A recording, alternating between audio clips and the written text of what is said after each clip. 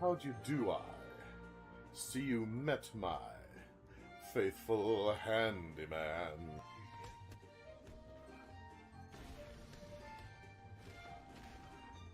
No! Not another one! I'll save you! It's what Batman would do!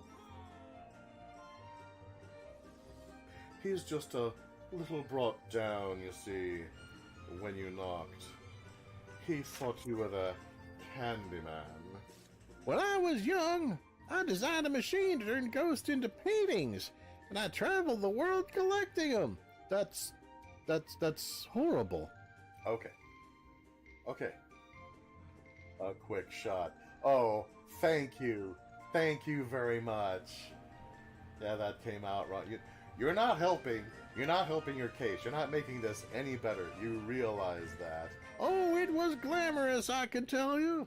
The souls of the dearly departed who couldn't rest, and you just went around and you started turning them into paintings. You're a monster. Well, tonight, I'm going to invite the whole town over for your birthday party. Oh, Trevor, no! So I'd better start getting ready, shouldn't I? Where's my guillotine?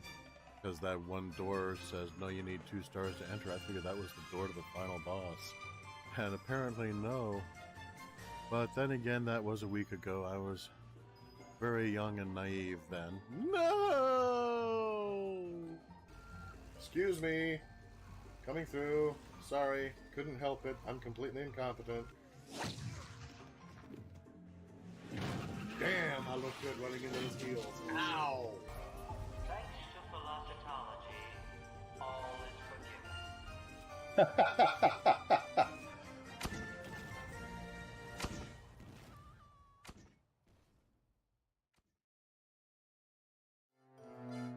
And welcome, gentle viewers and listeners, to today's stream, where I howl at windmills and tilt at the moon.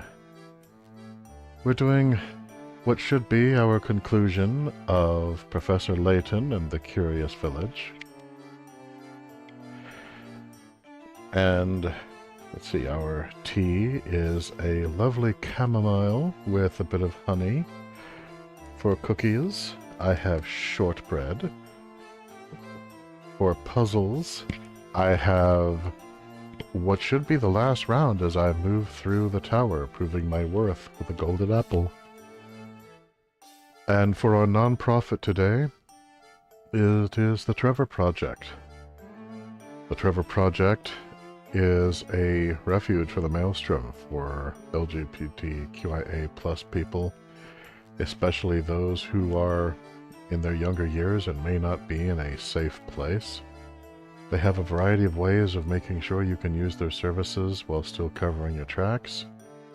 And if you or somebody that you know could use their services, link is in the description below. If you're in a position to donate a little bit of money here and there, every little bit helps. That link is also in the description. And if you can't afford to donate anything, please consider giving them a little bit of a signal boost. Because, well, let's face it, that's what I'm doing. And now, on with the show. Can you guys hear me okay? If there's any problems with volume, please let me know. And we have been having some trouble with my microphone kind of just falling out for some reason, so if you can hear me, please let me know so I know not to be concerned. And we're on the tower floor 1. Start the game from that point? Why, yes. Our story so far. Oh, he's so cute. After a long search, Luke and Professor Layton finally gain access to the tower. Inside, they learn the truth behind the village of San Mystere and Ramon's abduction, which, by the way, RE fan, I forget if you were here for that, but, yeah, the entire village is populated by nothing but robots. So, apparently, this one time, it really was Skynet. Congratulations, you were right.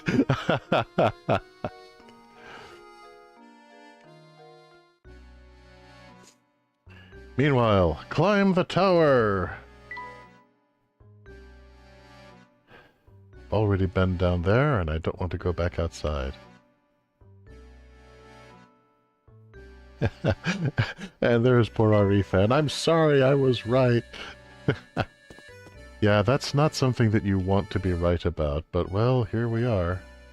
They were all, you know, clockwork creatures. We have been beset by Clockwork's pirates. And Luke is, "Oh, not another locked door! Whoever built this tower must enjoy watching people suffer." Oh, Luke, don't say that now. We've only begun. Well, my boy, are you just going to stand there and complain about it? Okay, I think that's a little harsh. No! Leave this puzzle to me! Skynet, Daleks, and Autons. Okay, I haven't seen any sign of something that would correspond to Daleks. But I'll agree that the chant of Skynet, Daleks, and Autons, oh my, may have its place. We don't know yet. Oh no, dude, that dude with the mustache. That Dan Backslide dude. That bully cat and thief. Is he Davros? Oh god. Okay, RE fan, I don't need that visual. Don't do this to me. Anyway, Luke is determined. No! Leave this puzzle to me! Yeah, it's also worth noting that we have been told that this tower will contain the hardest puzzles of the entire village. And this puzzle is worth 60 picarats. You need to solve this magic square in order to proceed. A magic square is a set of numbers organized in a square so that adding any string of 3 numbers, be they horizontal, vertical, or diagonal, results in the same total. Okay, that's one definition. 1 and 2 have already been placed on the square for you. Complete the rest of the square to open the lock. Oh. When I was reading Agrippa, I only kind of glanced at the section on magic squares. Now I wish I'd paid more attention. Of course, most of that stuff was more grammatically structured than numerologically, but...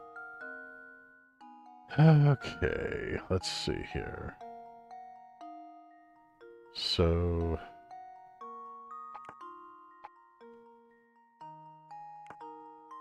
let's say that's there.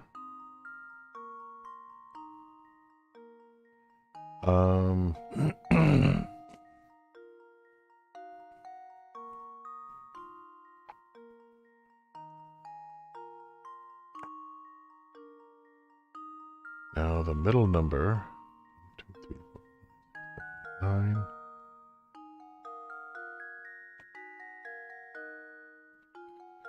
5 needs to go in the middle. That's fairly self-evident. So, let's see what we have so far. That's 16. Oh, but that's only 12. So, already we're having a bit of a rum go about it. See, if this was going to be... 5 has to be in the middle. So, once I establish... At least I think 5 needs to be in the middle. Because it's the median number. But it may be that 9 needs to be in the middle because it's the largest number. Let me play around with this a little bit. And drink some tea. I must be fortified with tea.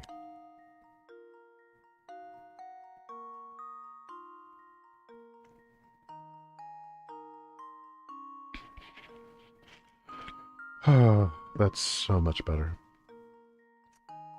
Okay, let's see now. This is going to involve a lot of trial and error because, as I've mentioned before, although I find mathematics eminently fascinating, it doesn't mean I'm good at it. So I'm going to try this with 5 for a little while, and if that doesn't work, I'm plugging 9 into the middle square. The more I think about it, the more I'm thinking 9 may be the right way to go in the middle. But we'll try and see.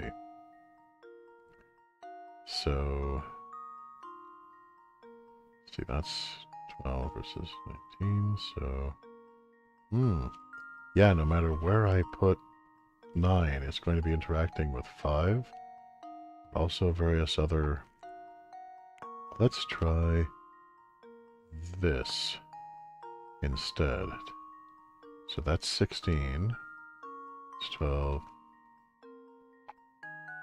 So that's 4 there. 5.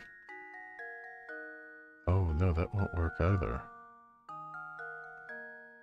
See, it would if everything had to go through the middle, but it doesn't.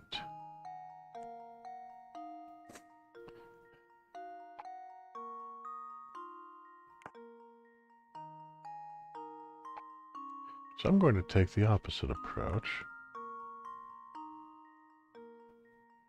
No, that's no good. That certainly has to be wrong.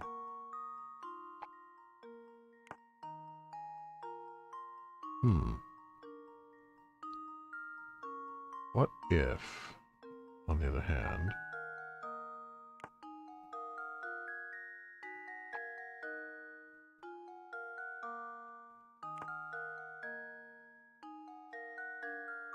there's 17,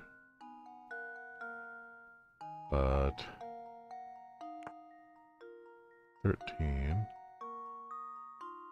so that's 13.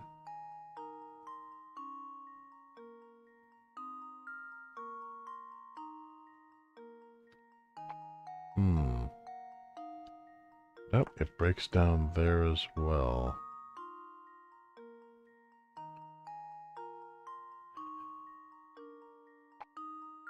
So, let's try 3 in the middle. Actually, I'll go back to 5.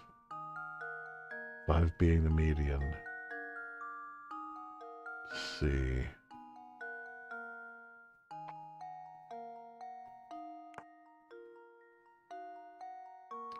Nope, that doesn't work either.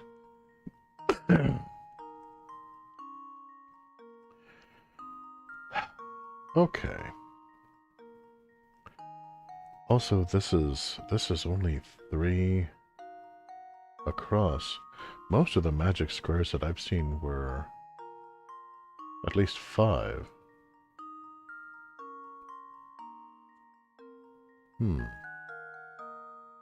The principle should still be the same, though.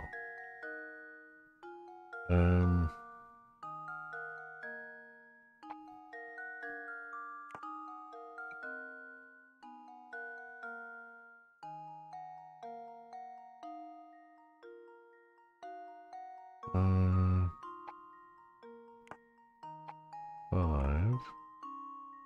That's 16. Oh, but that's 17. That's 12.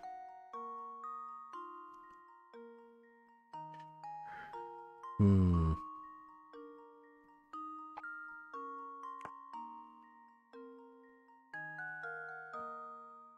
14. No.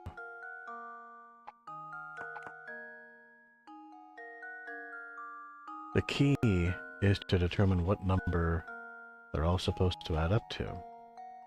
And once I figured that out, everything is pi. So, I'm going to try this from a different angle.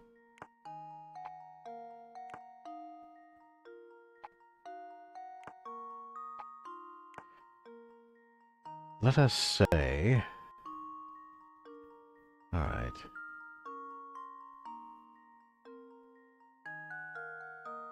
One. Okay. This is a point where the two lowest numbers will interact, so it makes sense to put 9 there. So 2 plus 9 plus x equals 9 plus 1 plus y.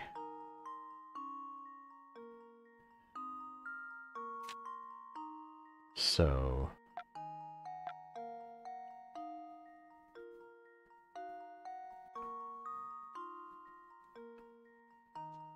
If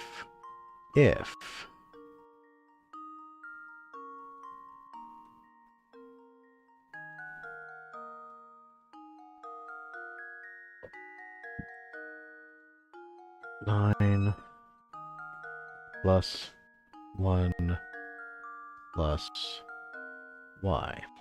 So these two both need to be the same. We have chipmunk glitch. We have chipmunk glitch. I need to.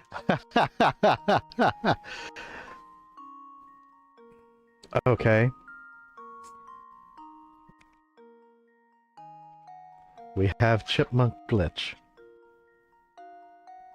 Yeah, I still don't know what causes this. Where the mic just up pitches you. I think it's just from me sitting close to the computer. There's a certain chaos aura that just messes with technology. Could be. I honestly won't rule it out at this point. Did you want any output volume, by the way? Volume here? No, I'm good. Alright. Doesn't affect our lovely audience. So...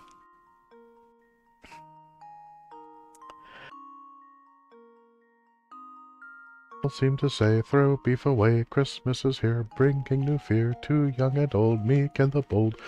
Moo, moo, moo, Okay, I moo. think that fixed it. Oh, good. Chat, does voice sound normal now? Yeah, well, does voice sound as normal as, well, as it ever does? Because I think we're good, but I don't have an easy way to check for myself aside from just checking the output from the viewer perspective. Yeah, I think Arifan is trying to divide his attention between the stream and the sports ball game. So you may want to check it yourself. Alright, I'll go check. Oh, how terrifying are their tales. I really ought to do, like, an album for a Christmas special. That would be fun. Oh, and apropos of very little... Okay, normal sounding. Good. Let me get us back so that the game is showing on my display again. Alright. So, we can eliminate 9 because 9 is present in both sides of the equation. It's largely irrelevant. So, let us assume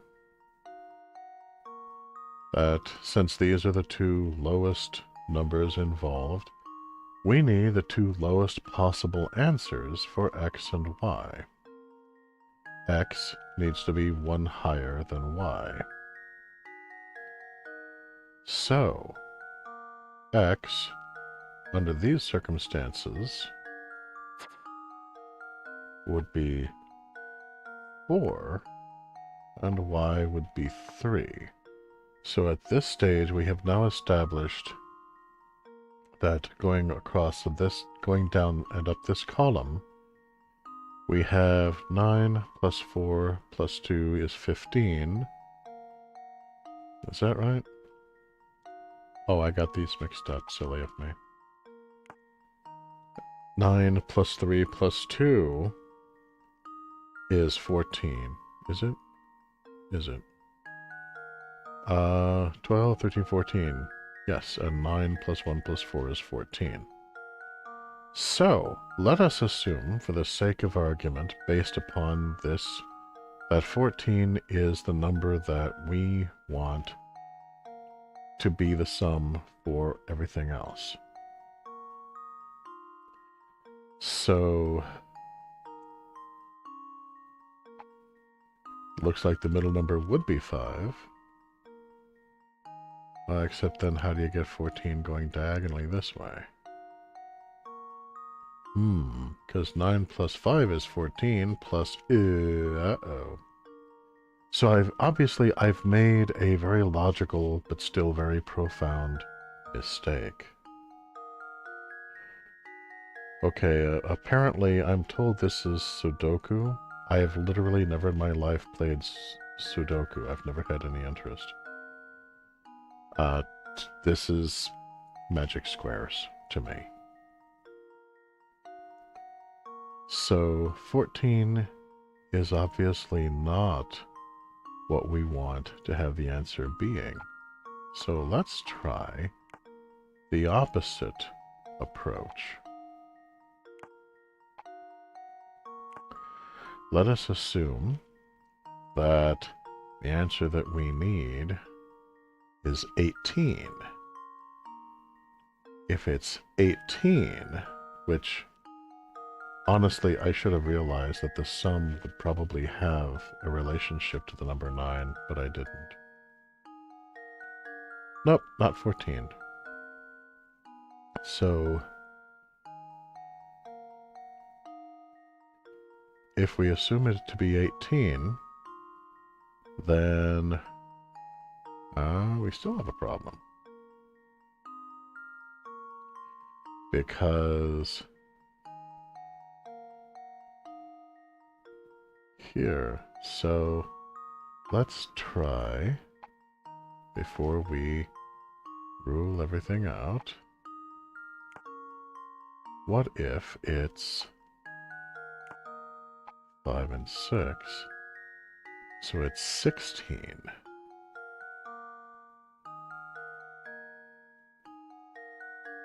At that point, 9 plus 4 plus 3 is 16. 5.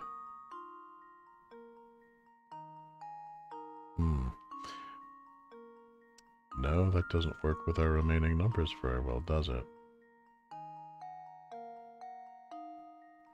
But I feel like I'm getting closer. 5 plus 4 is 9.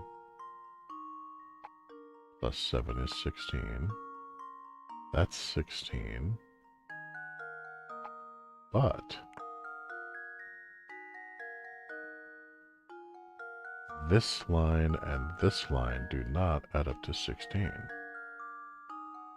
So in spirit, I'm getting closer, but I'm not quite there. Some of them add up reliably. Some of them, unfortunately, do not.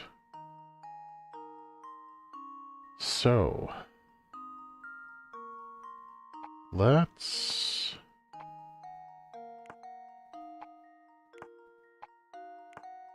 try a different approach.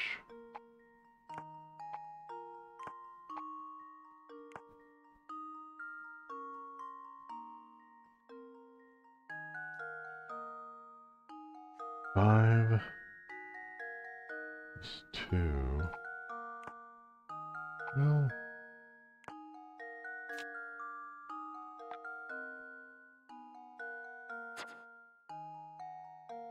let's see.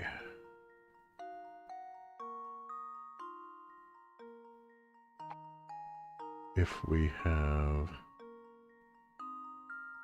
5 here and 4 here,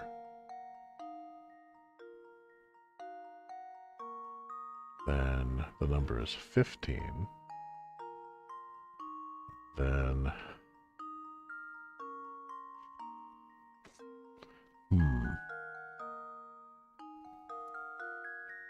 I don't know. Let me play around with this a moment longer with it, with 5 being the central one. Pardon me. And then 3 and 4 being X and Y. So that's...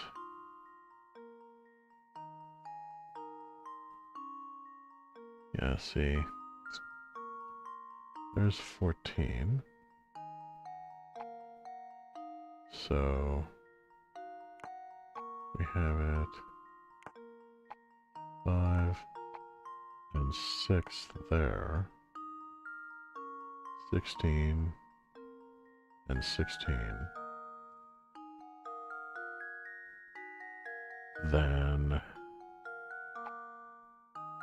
let's see.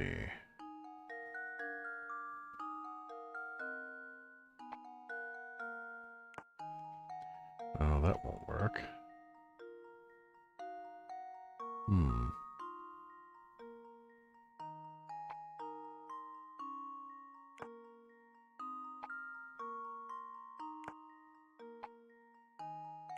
5 plus 4, that's 9.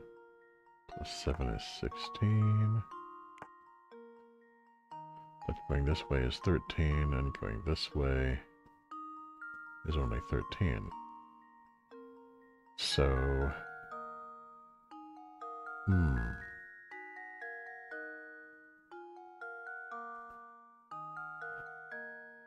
as I ponder the ponderables...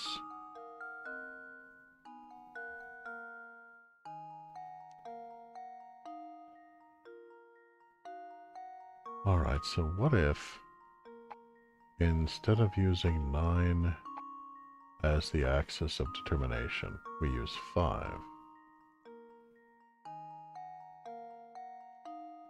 Then at this point, we would have, let's say, just for the sake of argument, 8 and 9 as X and Y. Then our total would be 15 that we're going for.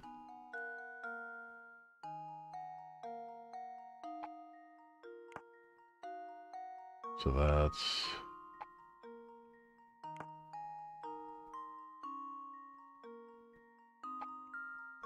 15, that's 15, 8, 9, 10, 11, 12, 13. Oh no, I'm so close. Look at this. 2 plus 8 plus 5, that's 15.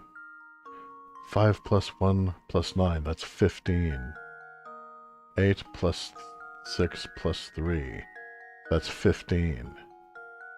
7 plus 6 plus 1 is 14, though. 2 plus 7 plus 4 is 13. So close. And the thing is, none of these numbers go over, which tells me that 15 is too high a number. What's the number I need to get? That's part of what I need to find out. So, let's try.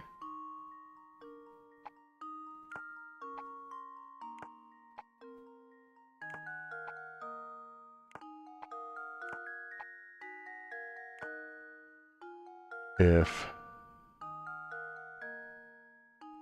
2 plus 7 plus 5 That's 14. And 8 plus 1 plus 5 is 14. So, what if...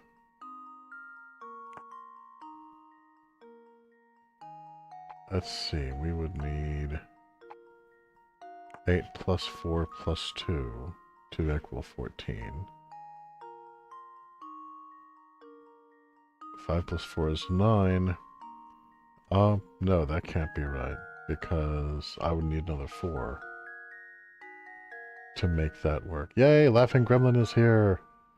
Liberty Gibbet indeed, my friend. Holy crap. So,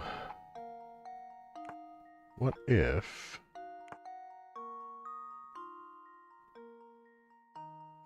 That's 15, 17. So...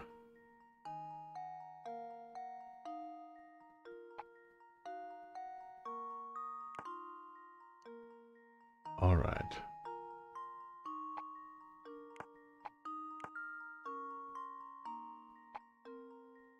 We put a 6 in the corner. Then... Well, let's go ahead and stick with 5 for a moment longer. If we put...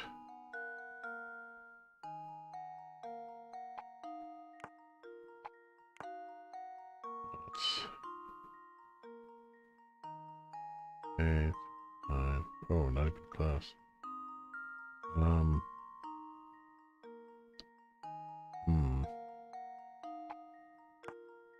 There we go.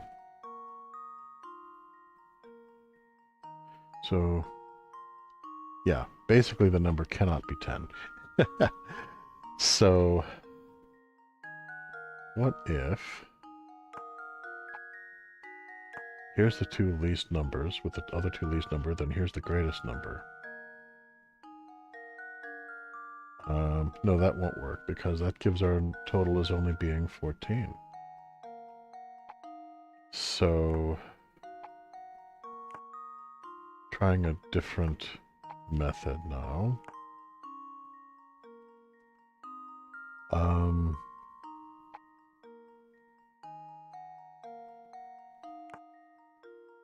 Okay.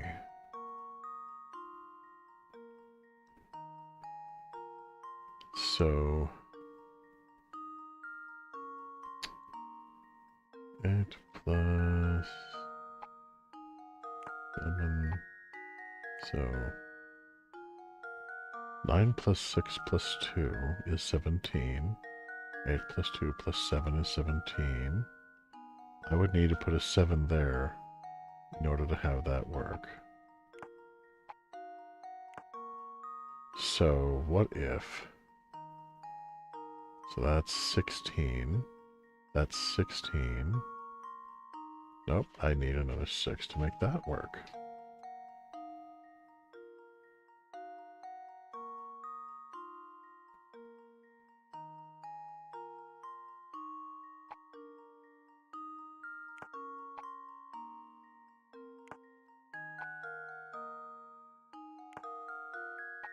I keep coming back to the idea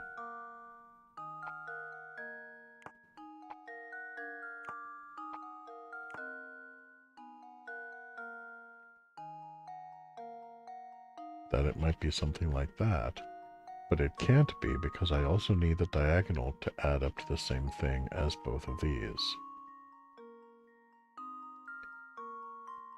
So, if...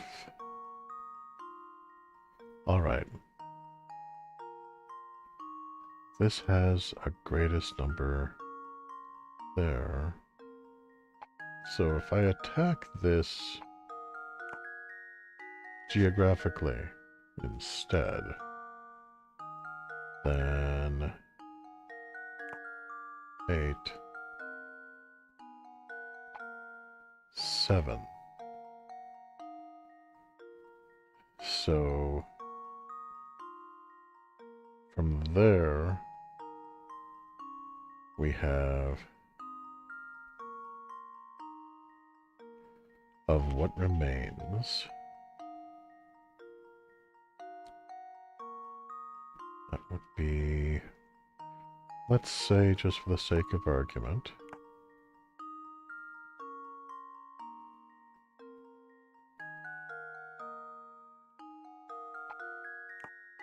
six and 5. And so that's 17. That's 17 diagonally.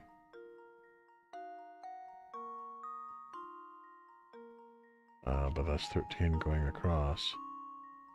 I can't push that up to 17.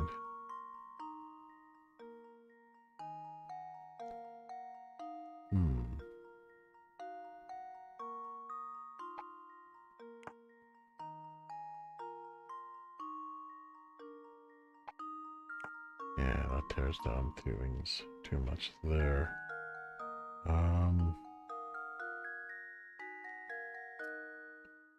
2, 1, 3, 4, 5, 6, 7, 8, 9. No. Good heavens, no. That's 11.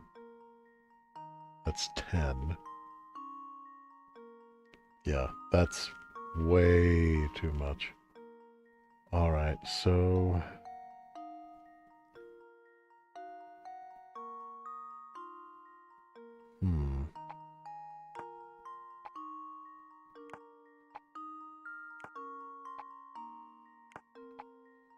Alright. So if I put 3 in the what's kind of become the locus here for my calculations, then we would have 9 there and 8 there. That's 13. That's 13. So, 8. Nope, that won't work either, because there's no way I can have this center column going across be equal to 13. See, that makes 12, and I would need another 1 there. So, that just makes it too high. So what if the corner was 4 instead?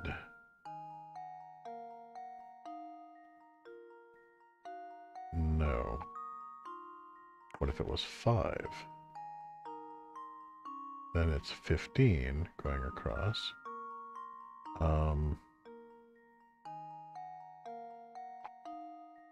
Okay, so if we have 7 in the center square and 3 there.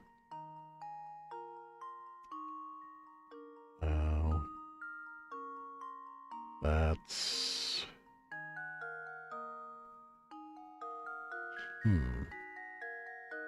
It's 15, that's 15, that's 15. But there's no way of having that even... So if I switch these two around, then that's... Okay, this is still... Then this becomes 15 there.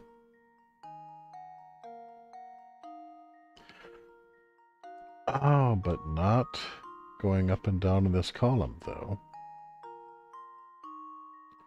That becomes way too much. So...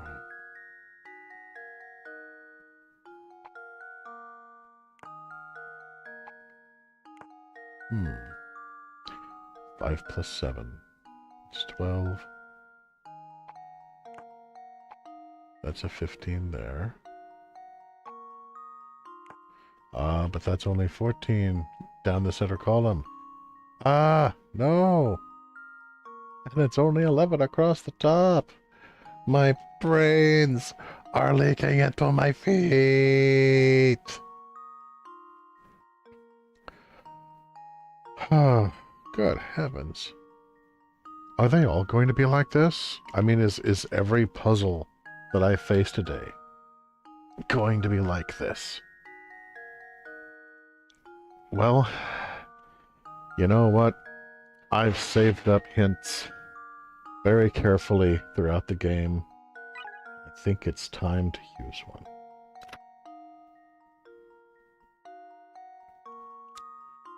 Okay, the number 5 does go in the center space. I was right.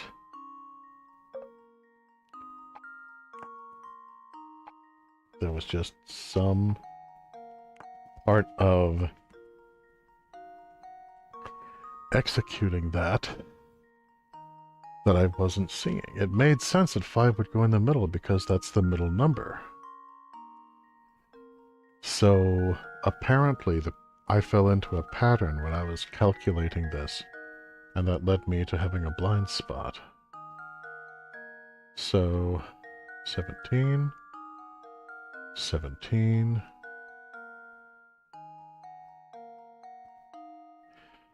Going this way is 13 though. So, okay, what if instead...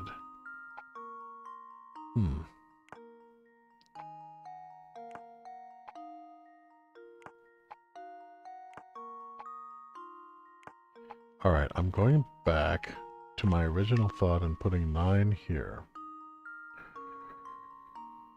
So now I need something that 2 plus 5 plus x, 9 plus 1 plus y, 2 plus 9 plus z. They all need to be same.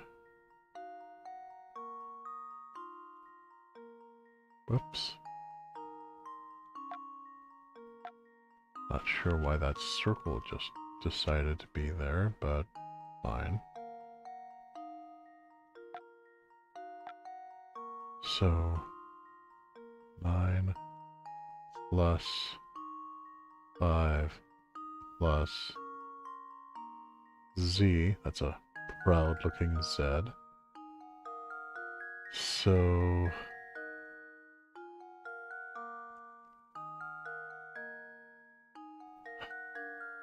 the ones that go in here are going to have to be larger numbers to make up for the fact that 5 is there. Because of, 2 plus 9 plus x, 9 plus 1 plus y, then 5 plus 9 plus z, that leap upwards of value with 5 means that going here and here are going to have to be fairly high numbers. So let's start with the extreme, 8 and 7. And I feel like I did this before, earlier in the stream, but let's try this anyway. So 17, 17, yeah, I've tried 17 before. 14, 15, 16, 17, I was right, 3 goes in this corner. Oh, but wait. There's no way that I can have either 6 or 4 here and have it equal 17. So these two are too proud. So let's try something a little else. Let's try a 6 and a 7. But wait, the problem up here was that I didn't have any numbers large enough to make it add up to something that would be huge. So I'll go ahead and try this, but I'm thinking it's 3 and 4 that I'm needing to put here now. So that's 17. That's 17.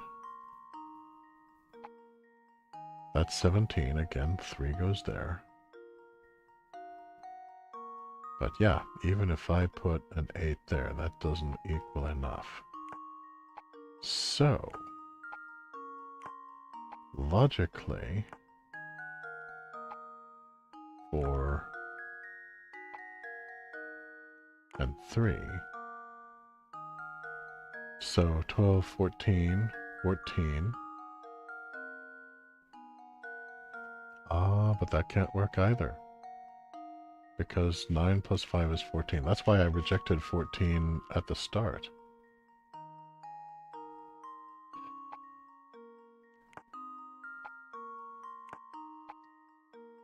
Let's try 8 in the corner. Alright. 8. And then...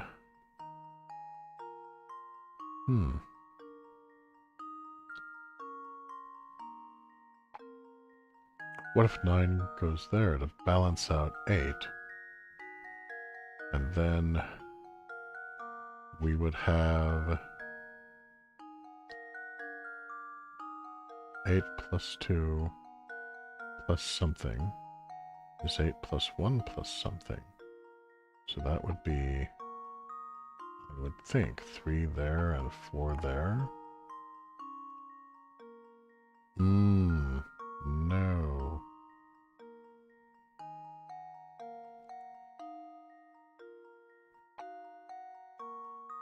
No, that's not going to work.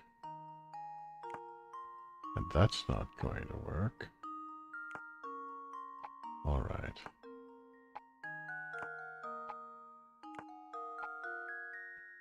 We have 7 there. And then 3 and 4 in. So that's 12 and 12. Oh, no, that can't work. So this has to be a lower number. So that's 11. That's 11. No, that's 11. That won't work either. We can't put a 5 there. 5 is in the center space. We're down to 4. So 4 plus, and here I'm going to figure it's just because we have the least valued numbers here. So to make up for that, I'm thinking larger numbers. I put that here. If I put that 9 there, then that's... Nope.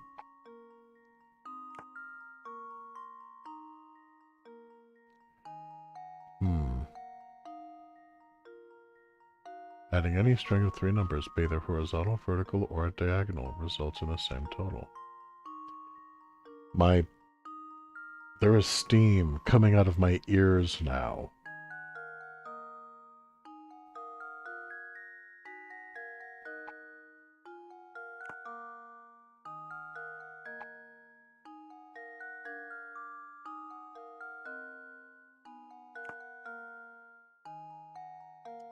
This has to be kind of middle of the road of what's left. So I keep coming back to 4 with this one. 5, 6. So that's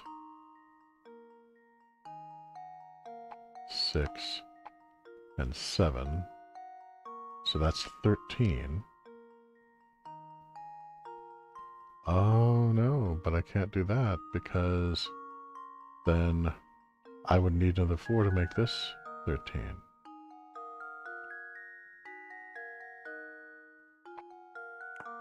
Okay, let's try 7, because I've already tried 6. Not that I'm not willing to try 6 again, but... And if anyone... Yeah, I know, I've used 1 hit coin already. 8, 12... 5... 12... 7... 12...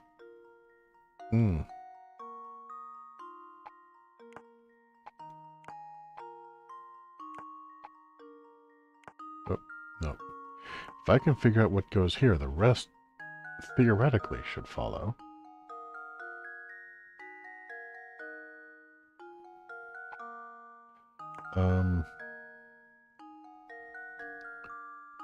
So 3, 4, do that because there's 5 in the middle.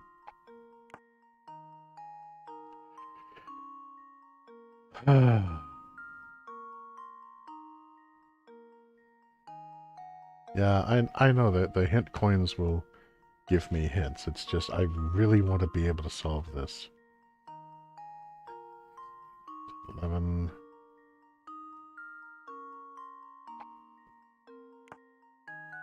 I feel like that's a logical placement there. So...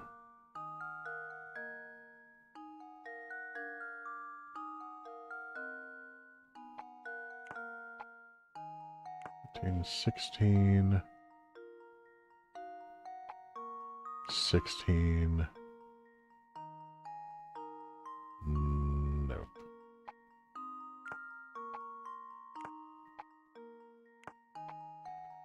Alright, I will...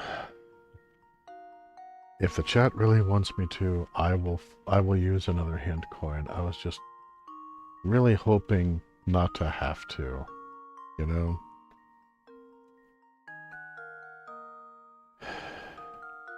You of the chat, do you really want me to use a hint coin? Do you feel the time has come?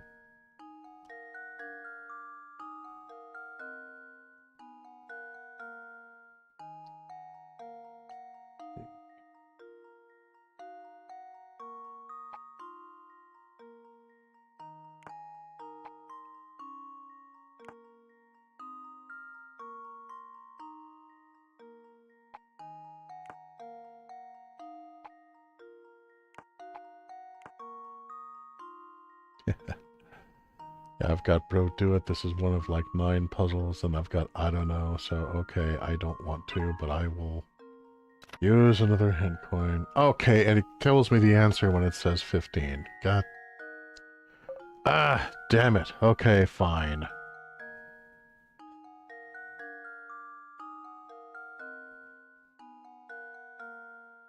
Grrr.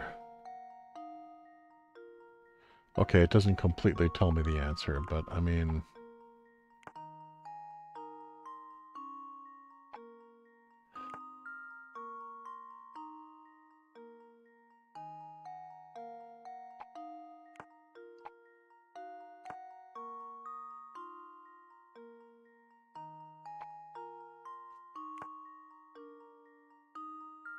Snarl.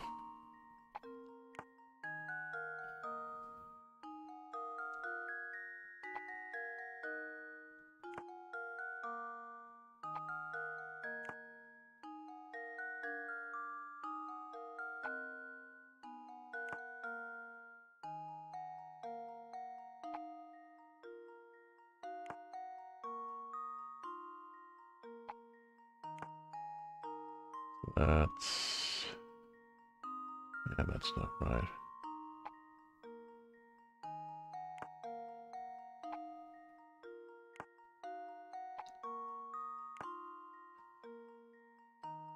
So...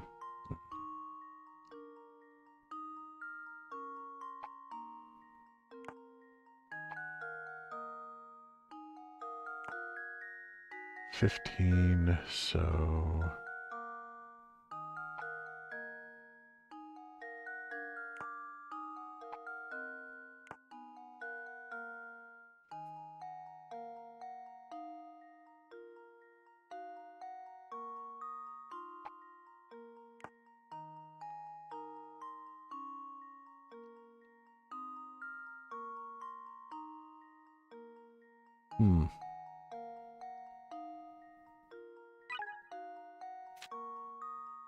Yeah, number 5 goes in the center space. And the sum of everything is 15. So...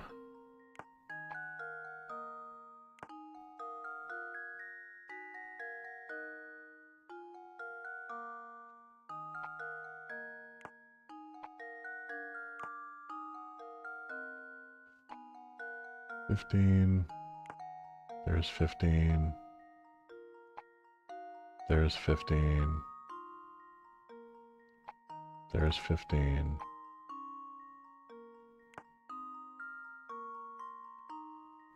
There's 15... There's 15. There's 15. There's 15. Yeah. Yeah, that pretty much gives you the answer. Very frustrating. I was really hoping, and I understand it was taking a long time, and we have nine more puzzles to go through. But at the same time, it's like, yeah, it's a numerological puzzle, so you really can't give a hint without giving the whole thing away. And that's part of the frustration. But yeah, there should be no point here where it does not add up to 15.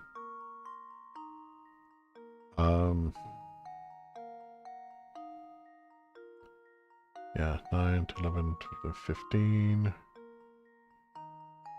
12, 13, 14, 15. 15. 15. 15.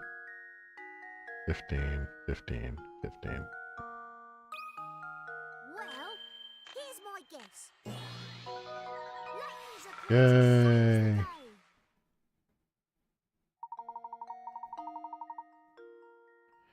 The earliest record of a magic square dates back to 650 BC in ancient China. Okay, I did not know that. All of the magic squares that I have encountered were European, actually. But that's not exactly a shock, because the time period when those were being put together in mathematical themas by like Cornelius Agrippa and such, they were drawing very heavily from Arabic influences, especially in dealing with mathematics and alchemy. And the Arabic people in turn had trade with China, so yeah, that makes sense. Still, I wish I could have figured it out on my own. I got it! The door's open now! Good show, Luke. So, what was it you were asking me earlier? I'm all ears now. I wanted to know when Don Paolo snuck his way into the village. It seemed like he followed us here. The only way into San Mystere is over the drawbridge. Yeah, unless he swam. Not advised. Plus, I doubt Franco would let in such an obviously evil character as Don Paolo. Yes, to be honest, I still haven't quite worked out how Don Paolo entered San Mystere myself. I have a theory on that. But it seems that after he made his way in, he tried to stay at Beatrice's inn. Oh, so that's the man who ran out on his bill. It makes sense that it was Don Paolo.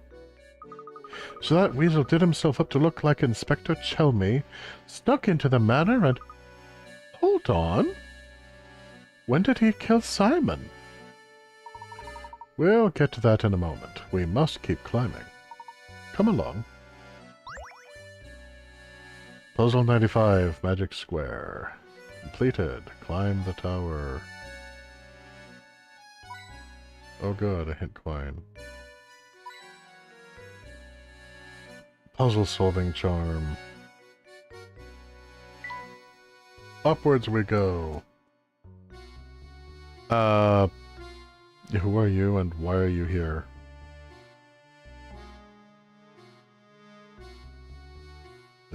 Why would anyone... Not that I don't trust you, William Tell, but...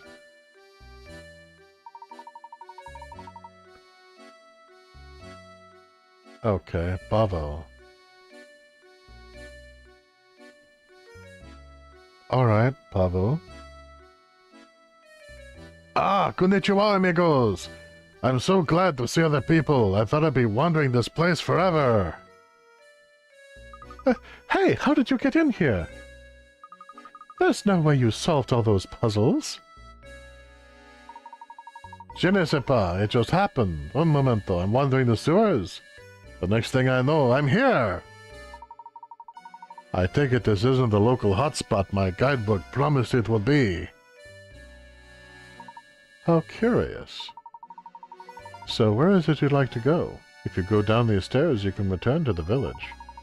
Just make sure you don't fall into the large hole by the entrance. Ah, Zizi. That should be enough information to get me there. But may I ask one more favor? All this talk of stairs has reminded me of a nozzle I know. Answer it for me, por favor. This puzzle is worth 30 picarats. Okay, hopefully I can handle this one. Jim, Mike, Steve, and Tom are standing on the stairs. You know the following about them. Jim and Tom are not next to each other. Steve and Mike are one step apart. Tom is on a higher step than Steve. So which of A, B, C, and D is Jim? And if you would like to support my quest to find out which one of these fine fellows is Jim, then please consider giving a like. Or if you hate what I've been doing, give it a dislike. Just, if you do, please give a comment. Let me know so that I can try to get better. Alright,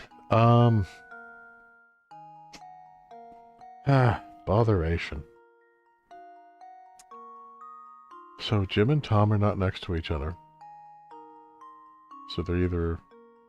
Well, alright, so they're not... Okay. I find that I have very little...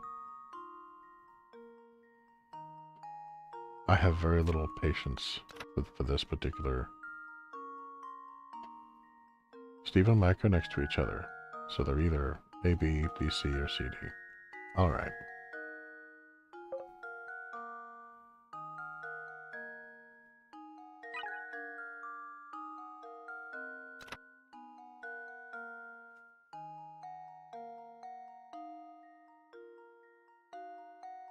Yeah, Tom is above Steve. Jim is not next to Tom.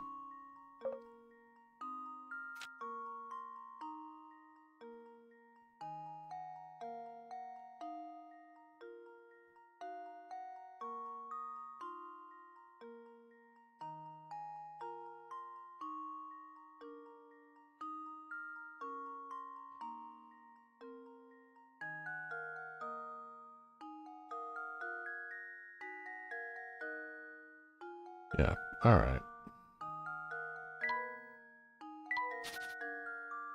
So, Jim and Tom are not next to each other. Steve and Mike are next to each other.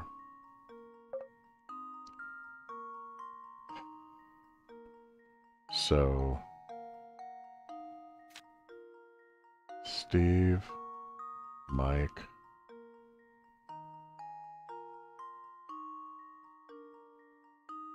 Jim, and Tom, let's just say for the purpose of... Yeah, Steve and Mike are next to each other. Jim is not next to Tom.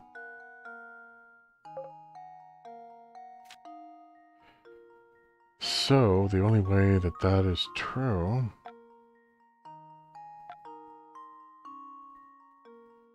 is if Jim and Tom are on the ends.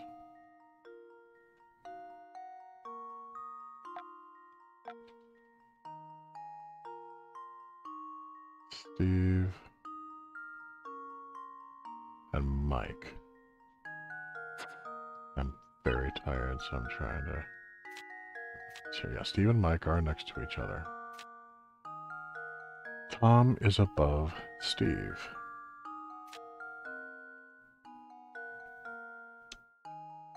So let's say, just for the sake of argument, Tom is above Steve. Steve and Mike. Okay, Jim and Tom.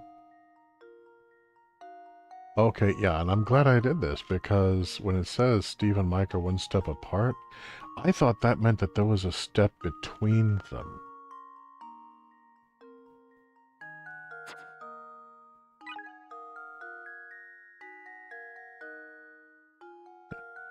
Jim is not next to Tom.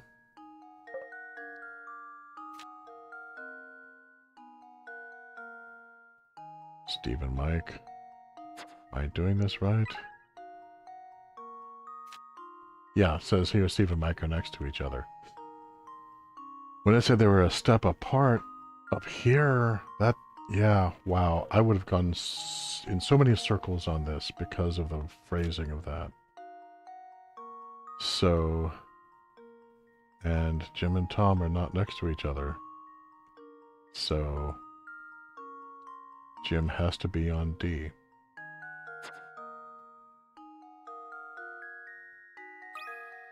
That should do it. Another puzzle solved. Yay, 30 picker rats.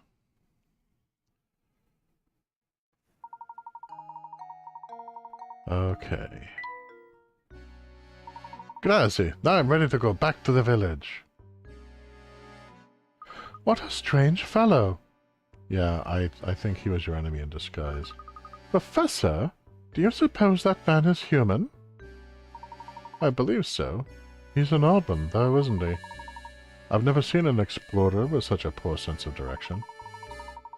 Stranger still is how he entered San Mystere. I don't think even he knows how he did it. Perhaps his presence yesterday was another reason why Bruno felt compelled to hide the crank.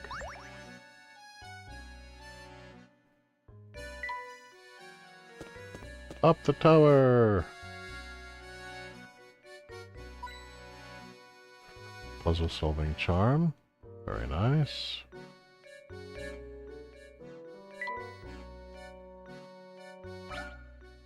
Now the next riddle. Well, puzzle.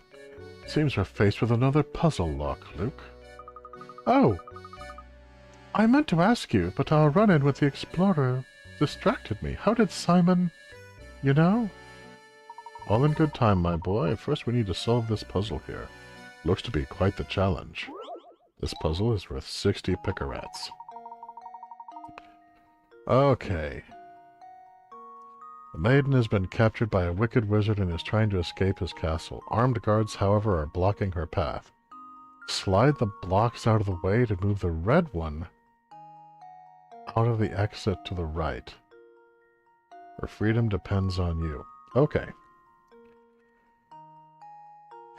I learned a hard, cruel lesson with that numerological puzzle. And so I am asking chat if you can just look up the answer for me, frankly.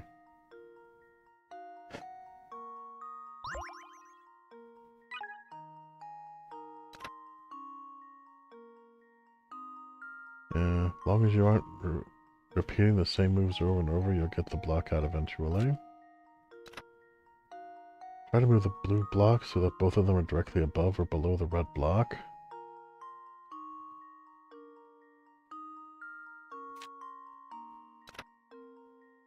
It's like, we can't do... Yeah, I'm gonna just... If you can just hand me this one. I would like to see the end of the story.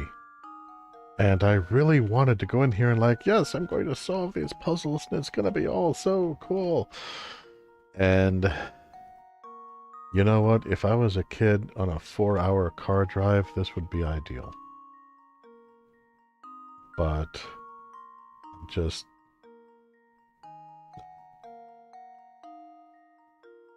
And I'll admit,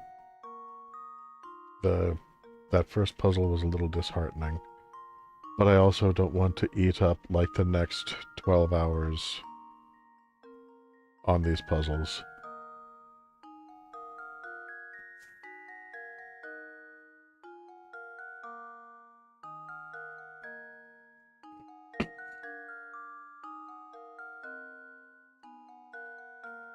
Row, row, the rattling bog is the bog down in the valley, oh.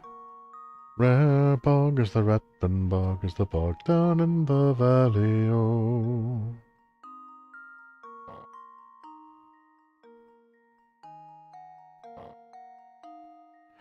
Wow, you can't even move the squares out into the escape position.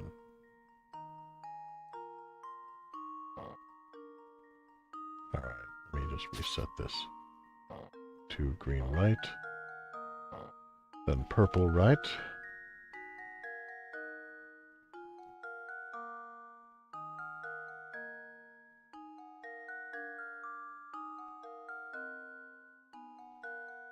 Alright, what next? And in this bog there was a tree, a rare tree, a rattling tree. Tree in the bog down in the valley, oh. Row, row, the rattling bog is the bog down in the valley, oh. Rare bog is the rattling bog is the bog down in the valley, oh. Upper 2 down.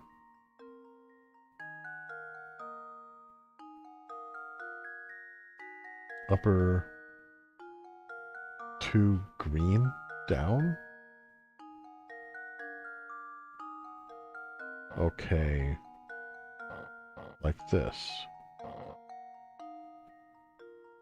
And on that tree there was a branch, a rare branch, a rattling branch. Branch on the tree, and the tree in the bog down in the valley, oh.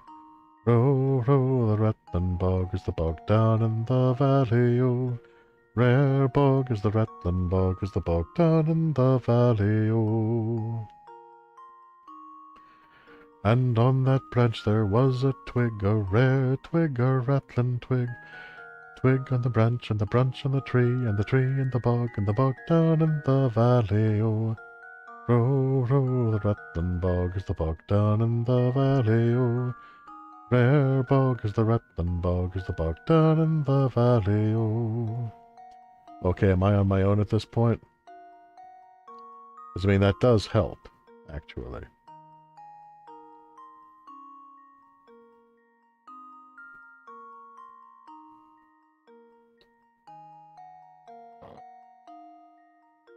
Okay, red square up, 2 lower left green squares left into the gaps.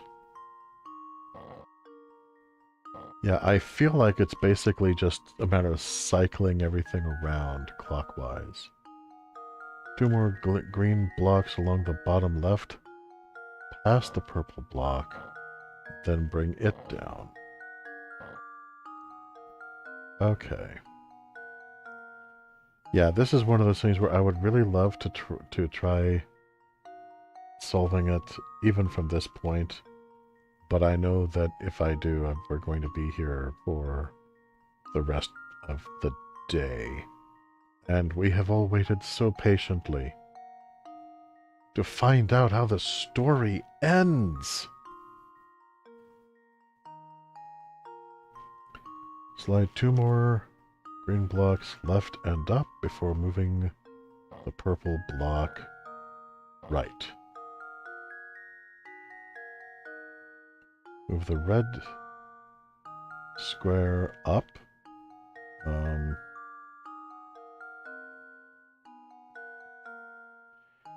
the okay, slide that. What? All right, hold on. Move the red square up. I can't. And the 2 lower left green squares. Move the purple block up. All right. Please look at what I've got here on my screen. Move the red square up. I can't. And the 2 lower left green squares left into the gaps.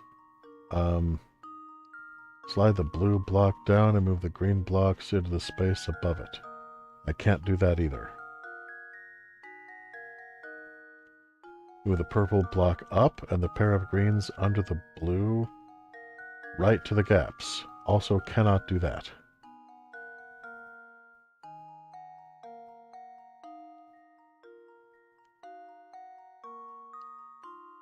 I did something wrong. Okay, well, Well, let's review for a moment.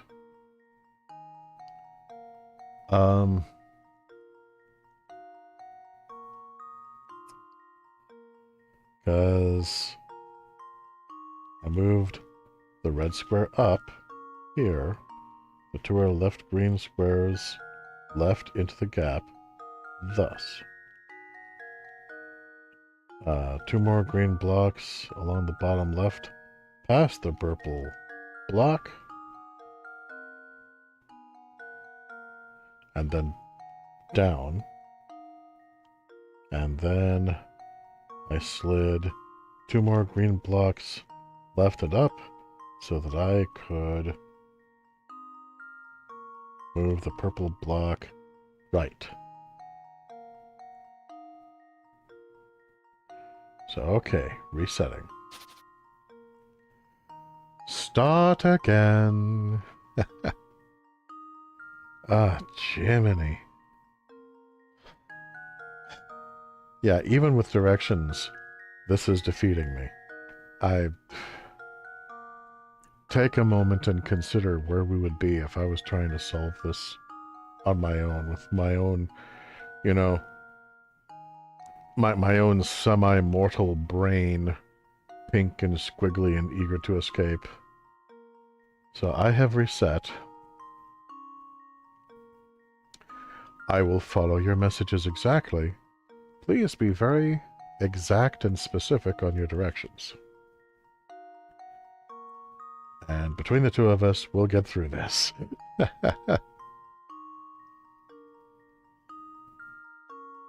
Her freedom depends on you. Can you do it?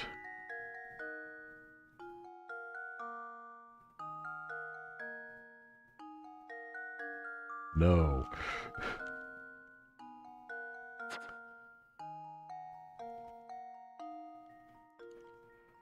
Okay. Oh, sent me the full thing over DMs. Okay. Looking up the DMs now. Do do do do do do do.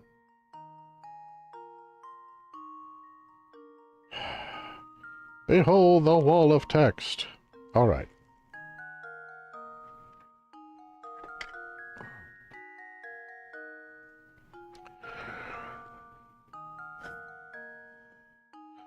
Move the two middle green squares right.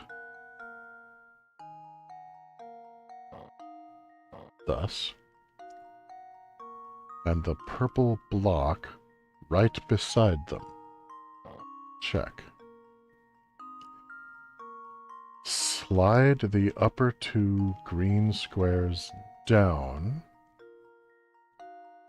Upper two green squares. Now I'm going to interpret at this point, because there are 3 upper green squares, but I think what the directions mean is to move this one down all the way, and then this one over and down. And then the blue shape right, which I assume it means move all the way over, so we can move the red square up, and the 2 lower left green squares left into the gap. Alright, which again, I interpret to mean that they want this. Okay.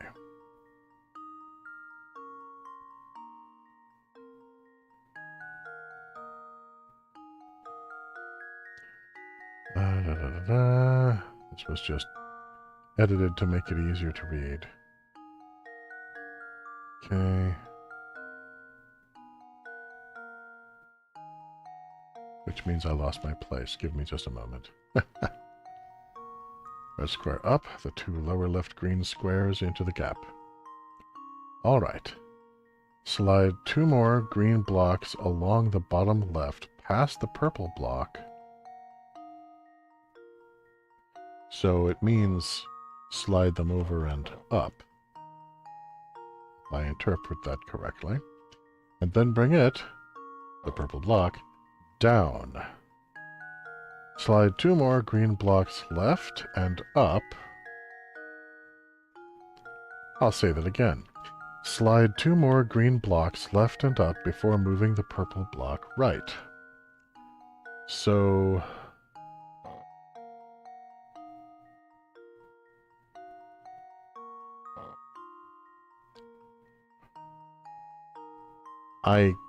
the only way that this works, because there's left and up, and it can't move anywhere. So the only way that this works is if I circle the rest of these around like this and bring this one up. And then move this block to the right. Okay, next instruction, move both green blocks from under the blue block down into the gap. Okay, that makes sense. This I can do. I can do, yeah. Moving green blocks, moving green blocks. Yes, yes, I can do this. Slide the green, sorry, slide the, my brain is draining. Alright, slide that blue block down, and move the green blocks into the space above it. Okay, that is the only way I know to interpret that. Alright, move the purple block up, and the pair of greens under the blue right to the gap. So, thusly. Bring the blue block down. What? And here we are. Here's the problem. Here's the problem. Right here. This is where we got stuck last time. I have moved the purple block up and the pair of greens under the blue right to the gaps. Okay, so I guess it wants me to do this. Bring the blue block down and move a green down and right before sliding the red block right. Okay. Okay, the red block has now been moved.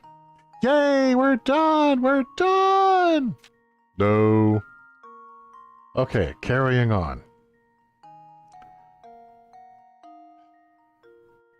Okay, bring the blue block down and move green block down and right before sliding the red block right. Did that. Slide the green blocks to the corner to get the blue block left to the wall. Slide the green blocks to the corner. One can go in the corner, the other one can go right under it. To get the blue block left to the wall. Now there's 2 blue blocks to be moved. I'm assuming the direction means this one. Move the top greens down to shift the red block right. Thusly. Okay. Move the green up so that the 2 blue blocks can also slide up. Wait, what? Oh, I see. Move this one up. Move the lower green up so that the 2 blue blocks can also slide up. Alright. Move the left greens into the corner. How many? Okay, I'm going to look forward a little bit. Okay, move the other green from under the red block to the corner.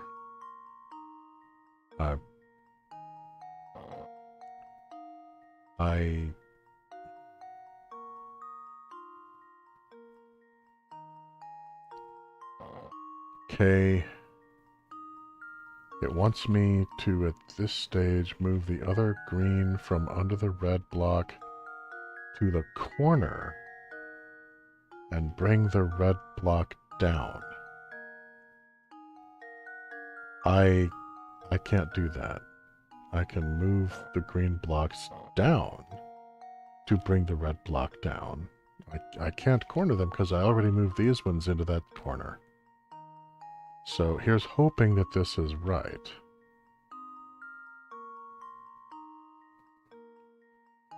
Slide the green blocks right. And the blue blocks up. Then slide the middle trio of green blocks to the left side.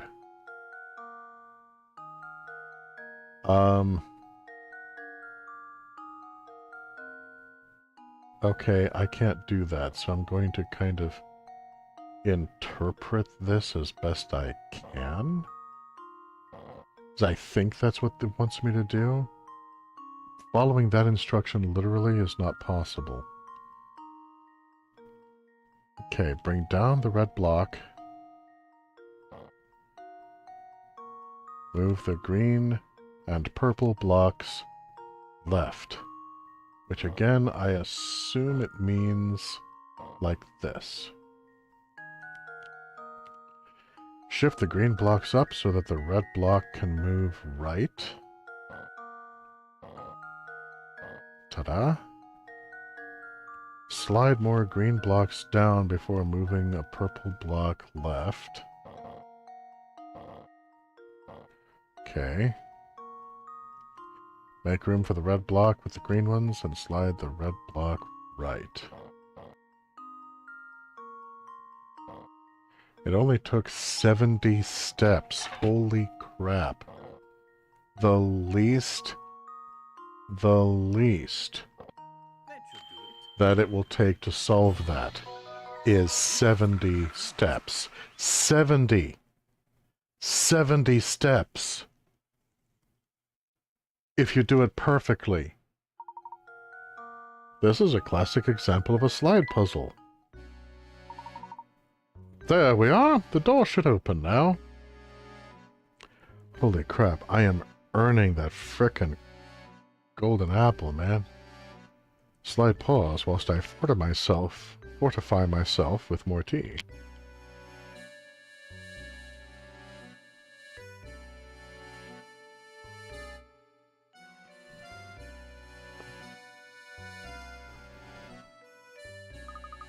Amazing as always, Professor. Yeah, holy crap, it's amazing.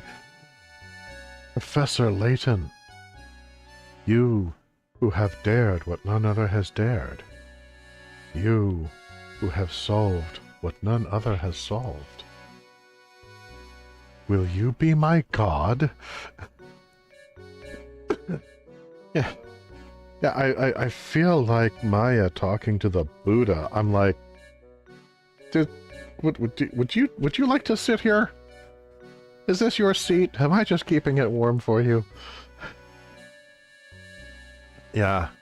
As the fool says, he's intimidated by slide puzzles, but he's actually decent when he puts his mind to one. I'm in the opposite boat. I'm always optimistic about slide puzzles. And then I start trying to do it. And I realize, oh no. Now about Simon. What exactly happened at the manor? Yes, thank you. Oh my god. Did Don Paolo really do away with Simon? Layton says, I'd say so. This is just my theory, mind you, but I think that Don Paolo followed us into the manor. That's when he met Simon, or came across him, as the case may be.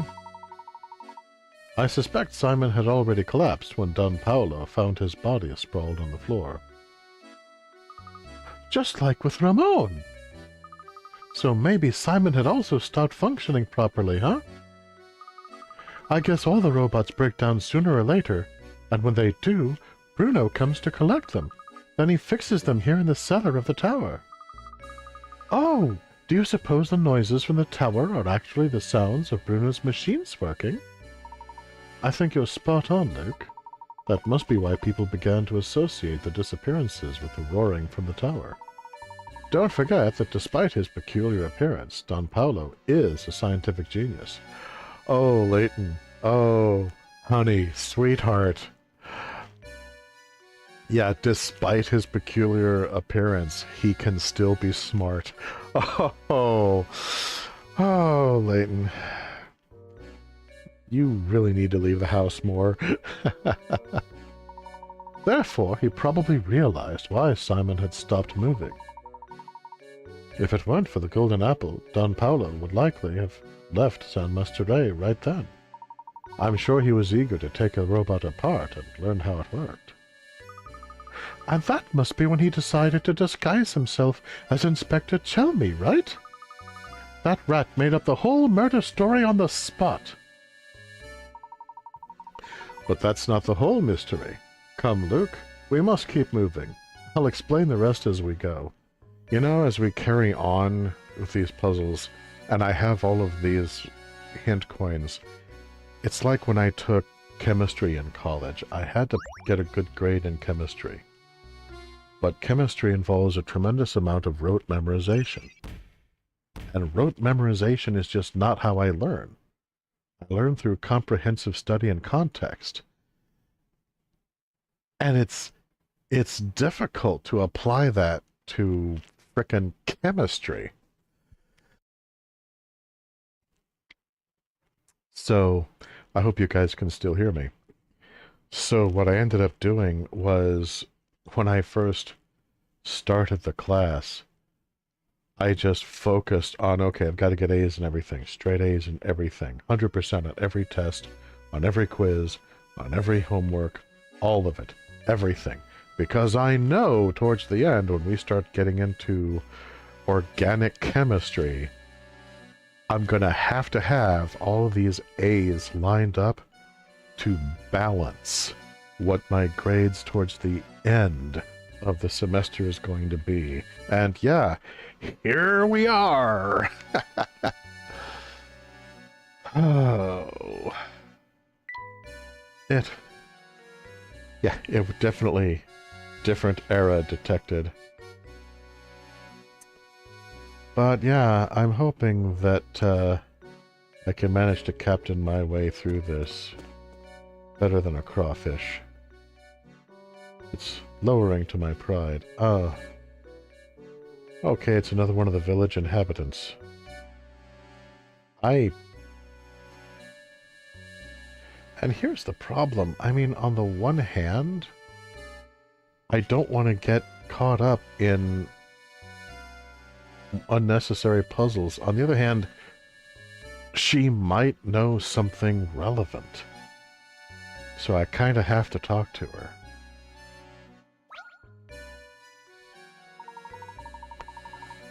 Oh yes, and this is the, yes. Fancy meeting you here, dearie. How'd you like to try a little puzzle I made up? Oh, must we? How on earth did she get up here? Probably she just finished getting repaired. She must have overtaken us at some point. Funny, I didn't even see the old girl pass us. Quit whispering among yourselves and try my puzzle already. It's a humdinger. Lovely party. Pity I wasn't invited. 70 picarats. Oh my god, make it end. Okay. Those of you who are familiar with cards, you may find this useful.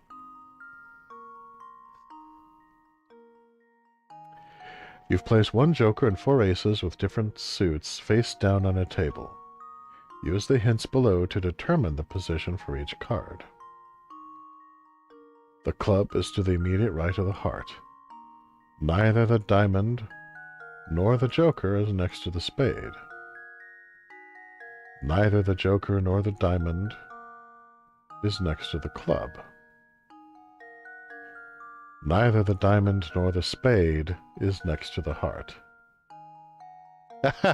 Yes, is it a fool after 100+ hours of Balatro? My time has come! Alright. The club is to the immediate right of the heart.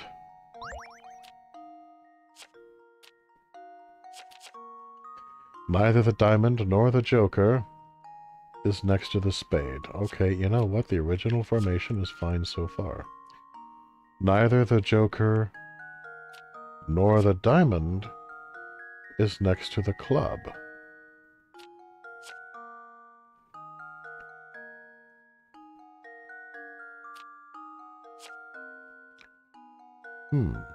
Neither the diamond nor the spade is next to the heart. Okay.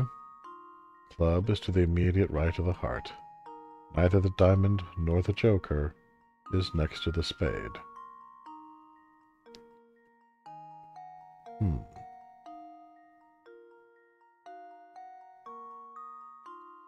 Neither the Joker nor the diamond is next to the club. Neither the diamond nor the spade is next to the heart.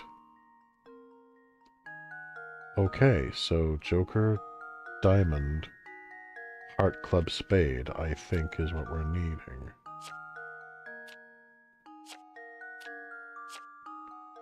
Let's check our work, shall we? The club is to the immediate right of the heart. Check. Neither the diamond nor the Joker is next to the spade. Check. Neither the Joker nor the diamond is next to the club. Check. Neither the diamond nor the spade is next to the heart. Uh-oh. Neither the diamond nor the Joker is next to the... neither the diamond nor the spade is next to the heart. But the club is to the immediate right of the heart.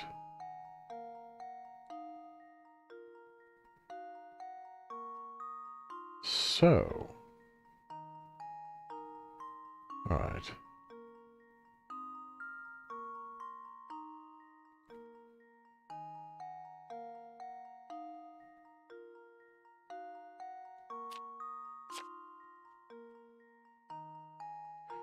Alright, try again. The club is to the immediate right of the heart.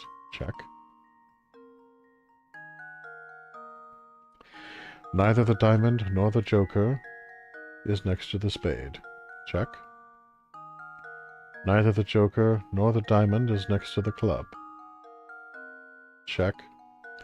Neither diamond nor the spade is next to the heart. Check. Yeah. No problem. I've got this. Anybody see anything that I've missed? Club to the right of the heart. Neither diamond nor Joker next to the spade. Neither Joker nor diamond next to the club. Neither diamond nor spade is next to the heart. So, yeah. This should be it. There we go. Frickin' 70 picarats. Why was that rated as 70 picarats? Although I do feel a little better about myself now. Only a strong grasp of the principles of logic can get you through a puzzle like this. Oh yes, that's the answer all right. Well then, I guess I'll be off. Come visit me sometime. And remember, 50 no's and a yes means yes.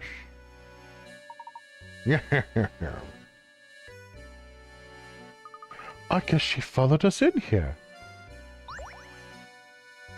Probably not. Probably she just And one thing that I do like is that even though they know that all the villagers are robots, Luke and the professor are still being polite to them. They're recognizing that they're also people. In short, they are continuing to be gentlemen.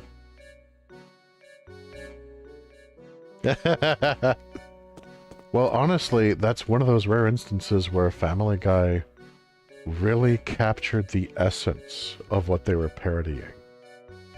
If you have watched some of the old Sean Connery, James Bond stuff, I mean, don't get me wrong, they're brilliant movies in a lot of ways. Some ...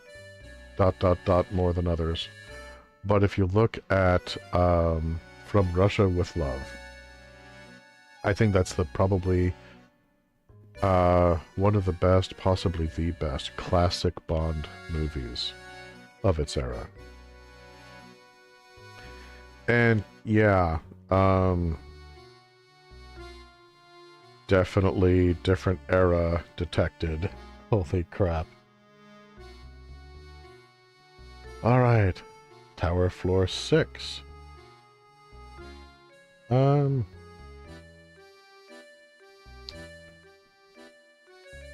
Okay, did I just take a wrong turn?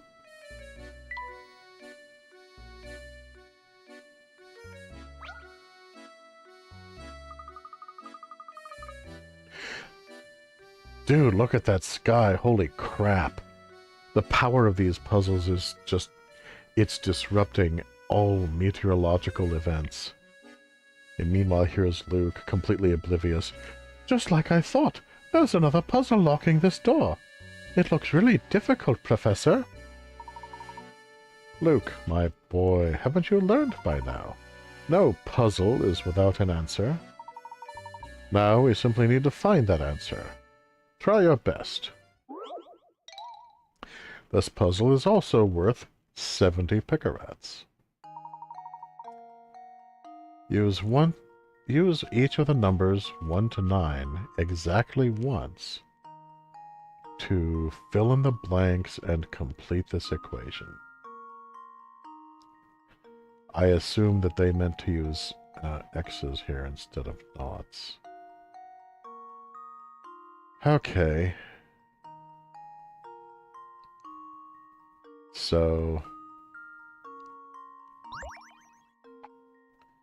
3 obviously goes here.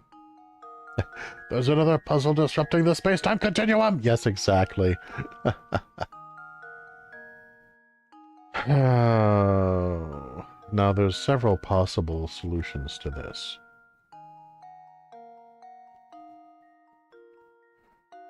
But, let's see now. So let's do 9 minus 6 is 3. 8 minus 5 is 3.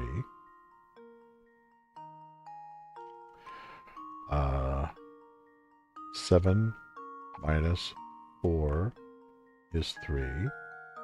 And, uh-oh. And that leaves us with 1 minus 2.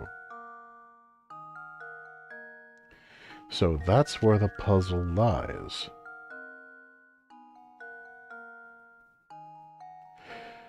How do you use...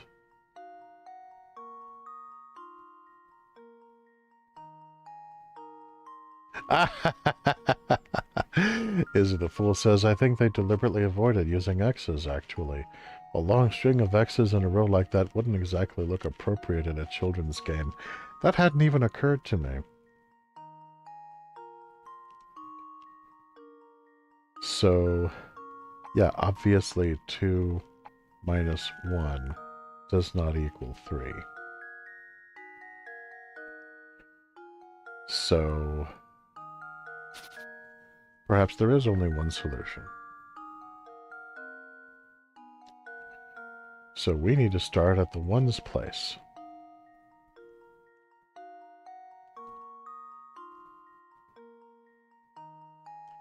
Are you guys still getting stream okay? feedback on the smaller screen that I've got just kind of flickered a little. So yeah, we're looking at a system where the upper number borrows from the lower number. Well, borrows in order to subtract the lower number. Okay, glad you're hearing and seeing me okay.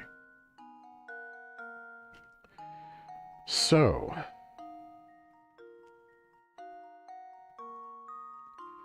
let's see now, if we have 1 and 8 there, 1 borrows from the number next to it becoming 11, which minus 8 is 3. Then we have, what did it borrow from, I wonder? Well, let's say that we have 2 there. 12 minus 9, well, that's certainly 3.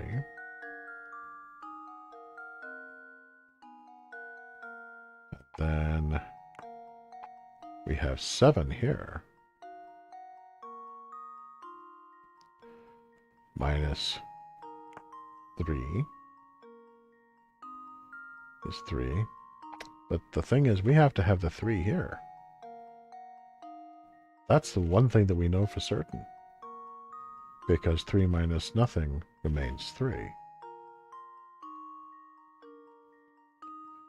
So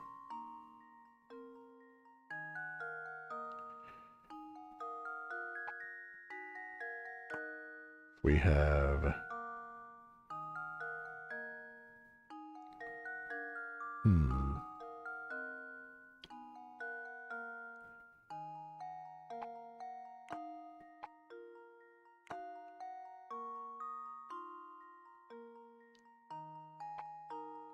what if we go with the obvious?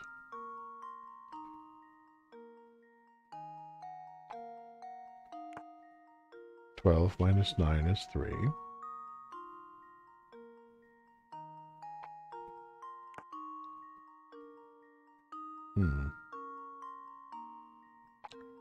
Okay, the obvious is not going to serve me well here.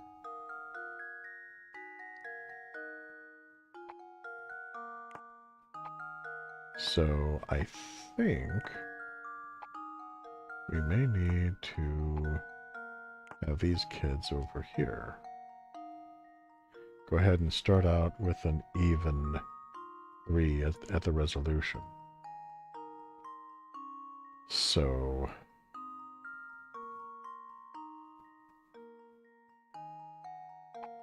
we can start out 5 minus 2 is 3.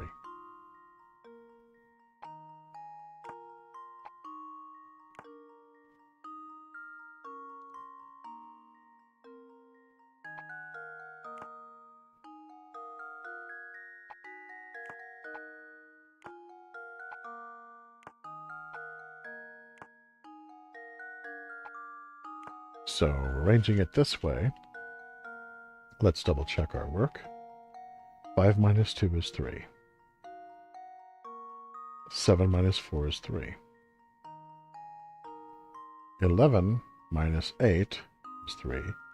Oh, but this doesn't work because this 9 would become an 8. And 8 minus 6 is only 2.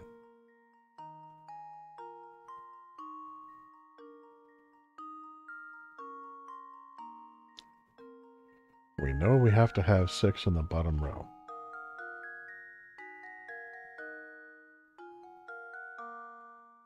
So, what if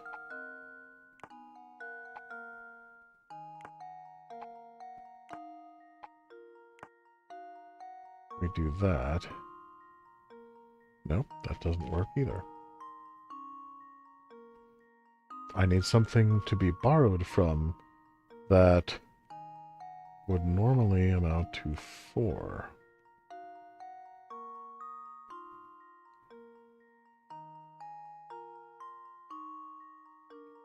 Hmm.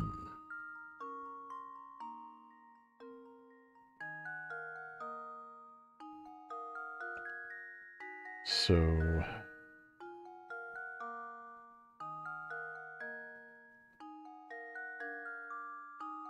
what if...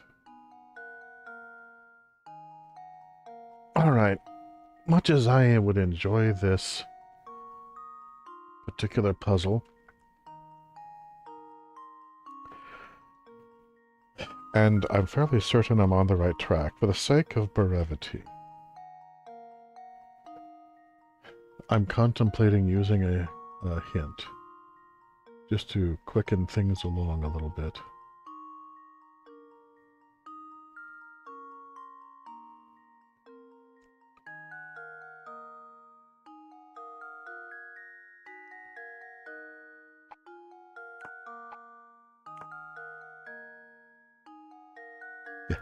From my hand, I activate Hint Coin!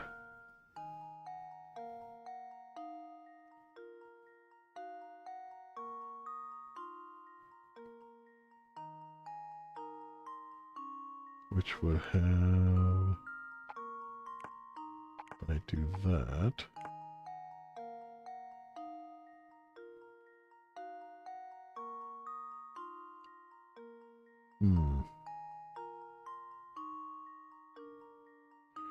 No, that plainly doesn't work. Alright. I'm gonna go ahead and scrub most of these. I'm going to activate Hint Coin. Easy the Fool says, the Quick Pay spell card allows me to access one hint towards solving your puzzle, Pegasus. Yes, but what does Pot of Greed do? I'm so lost. What is Pot of Greed?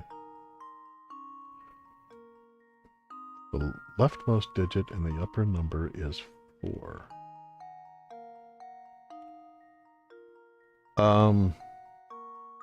Okay.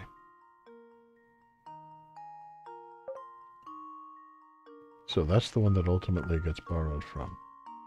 Wasn't expecting that. Again, I think I would have figured it out eventually.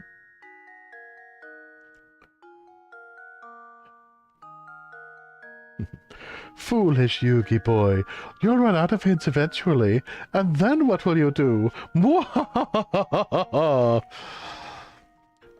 Pegasus is such a fop. I love him so.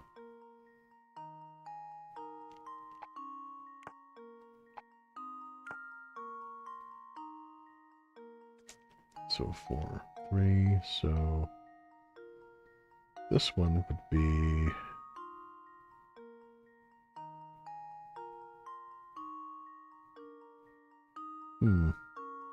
Alright, I'm going to do another hint.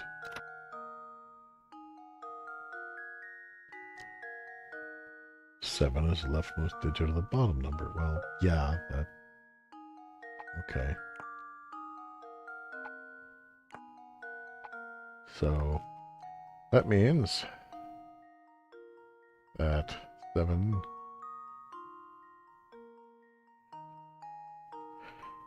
Alright. So... and then something borrows from this one. So...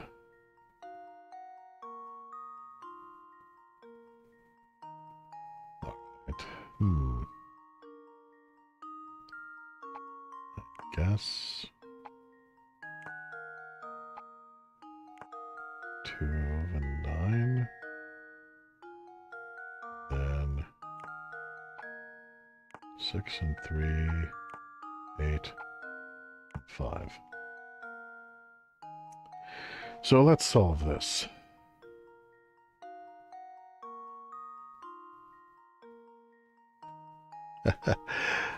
Is the Fool says he's tired and Arifan is watching the game, so now he's writing crossover fanfiction in his stead. Yeah, I think I've got this, though, for all that it's frickin' math. So, 8 minus 5 is 3. 6 minus 3 is 3.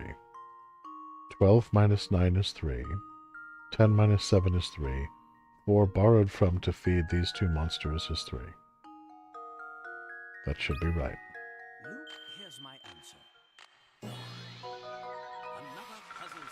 Honestly, nowhere near as hard as the first two puzzles. Holy crap, but it's worth more picarats.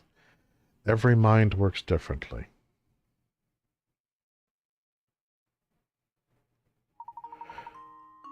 Yeah, I managed to work out both. That's not a problem. Creativity and persistence, Luke. As long as you have these, no puzzle is beyond you. Technically, that is true. But my enthusiasm for hosting a stream that is literally 8 days long is easily contained. Professor, I was just thinking. Oh, Luke, my boy. Need to nip that in the bud. No, actually, he's very encouraging of Luke's thought processes. It's one of the reasons I like him as a protagonist. Do you remember that picture we found in Lady Dahlia's room? The one of the Baron's former wife, Viola, holding a child who appears to be the young Flora, of course. That's the one. It's uncanny how much Lady Viola looked like Lady Dahlia. Do you suppose Baron Reinhold's diary entries were talking about Lady Dahlia? Sharp thinking, my boy. I believe it went something like this. The craftsmanship of it is simply remarkable. It reminds me of my sweet Viola when she was alive. That's what tipped me off. Professor, do you suppose Lady Dahlia is actually a robot built to resemble Lady Viola? That's entirely possible, maybe even probable given the circumstances. But if so, what a terribly sad story these entries tell. Do you remember what the next entry said? Laura doesn't like the thing at all. I've seen her run away from it on multiple occasions. Recently, she spends more time playing by dear Viola's grave than anywhere else. I'm sad to say, but I doubt Flora will ever take to it. I can't blame her, as I've changed its personality. I felt terrible forcing that change on Flora, but I just couldn't bear to see it like that anymore. Viola, there can never be another you. You're my first, my last, my only. The Baron agreed to the construction of a robot for Flora that was identical to his late wife. But living with a machine that was so similar to his wife must have been too much for him. Thus he decided to change the robot's personality. So Lady Dahlia was created. As she was originally created as a mother figure, she must have gone through a confusing transition. Professor, do you suppose these robots feel sadness? Honestly, I'm not quite sure. But I have a feeling that each of these robots has something not unlike a human heart. What do you think? I hope that they do.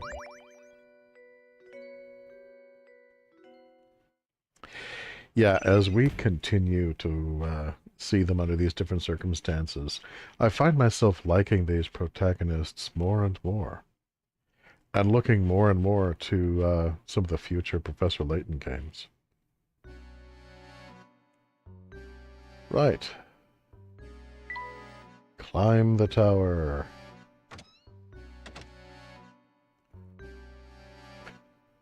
Poor Luke. He has got to be getting tired of this.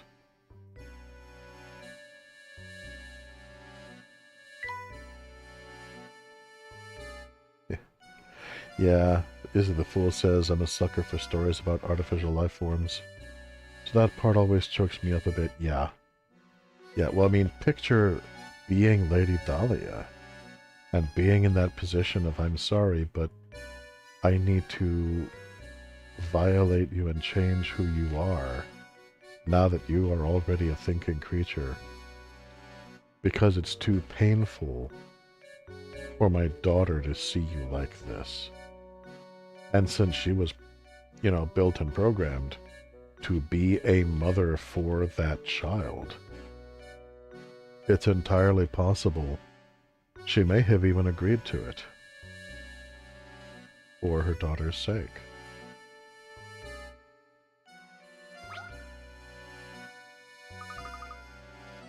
Do you suppose we're near the top yet? Yes, but it seems that we have another puzzle in the way before we get there. This puzzle is worth 70 picarats! As we have seen by now, that could mean literally anything. Your task is to draw lines between the pins on the board to form 7 squares. The 7 squares do not have to be uniform in size, but you only get to use each pin once. Go ahead. Slash my wrists. Puzzle 100, says Izzy the Fool. Let's go! 7 squares.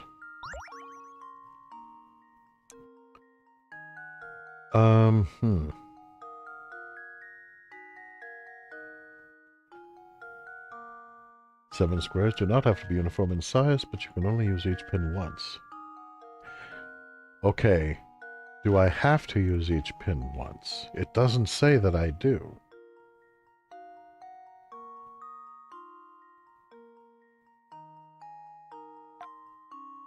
I mean...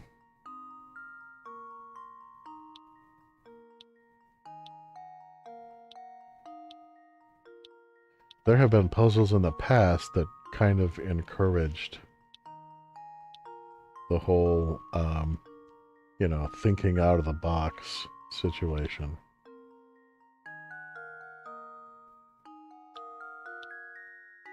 So, going to start with the most obvious solution here.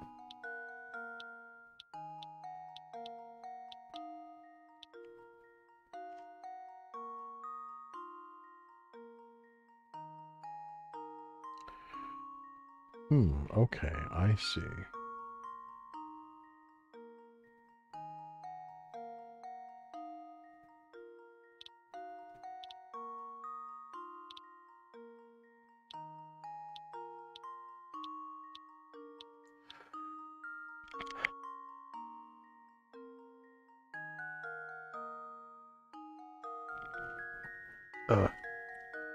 Pardon me. Cough, cough, wheeze, hack.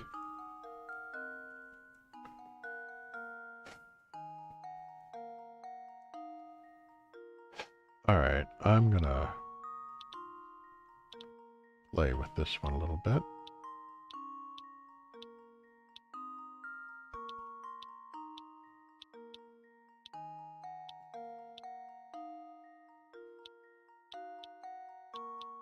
There's 4.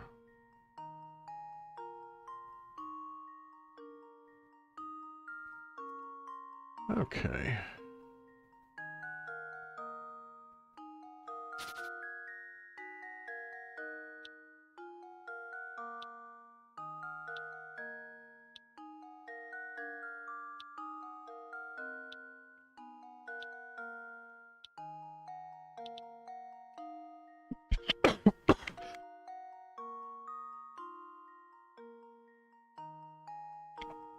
Pardon me.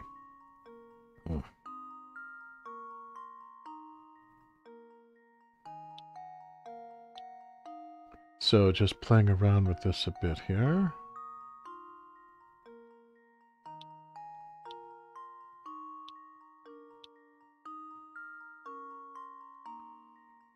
Can only use each pin once. Well, okay, there I'm using this pin twice, I guess.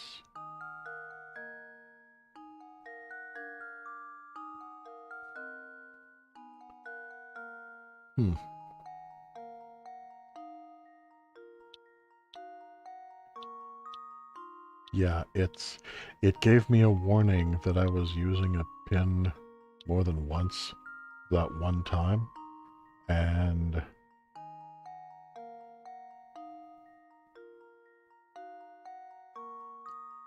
basically Well. Okay. So let's...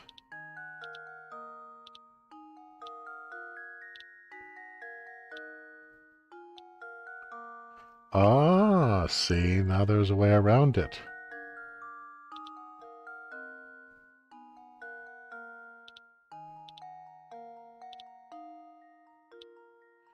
So there's one square. Technically, I'm not using these pins.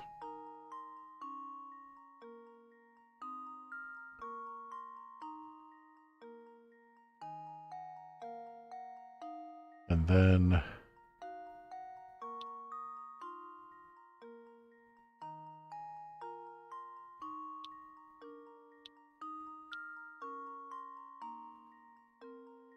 there's that.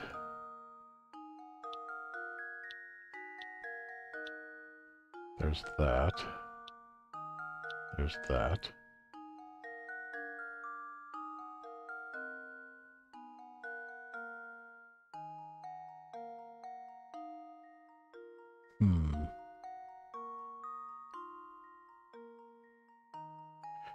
I'm assuming that implied squares are not acceptable.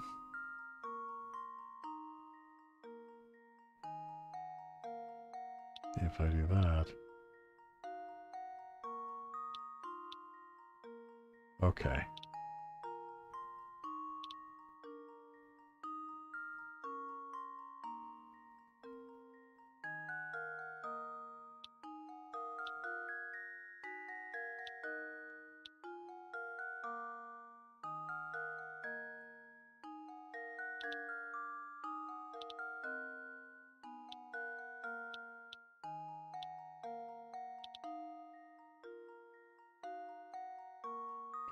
One, 2, 3, 4, 5.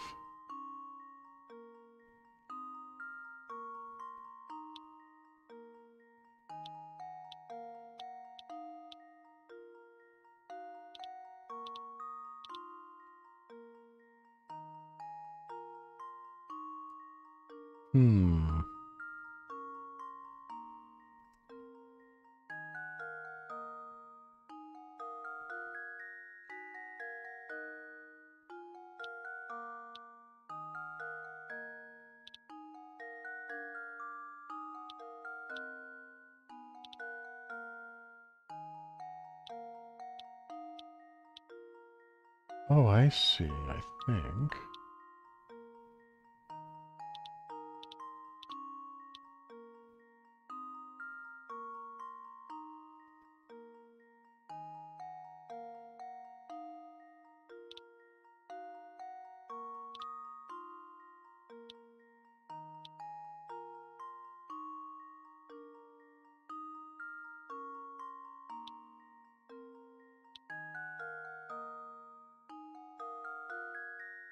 Yeah, because when you look at using pins,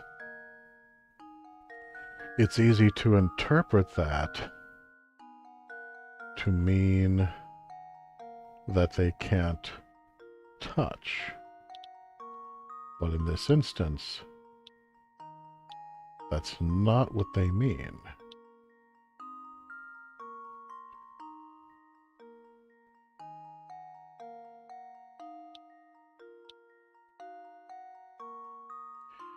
One, 2, 3, 4, 5.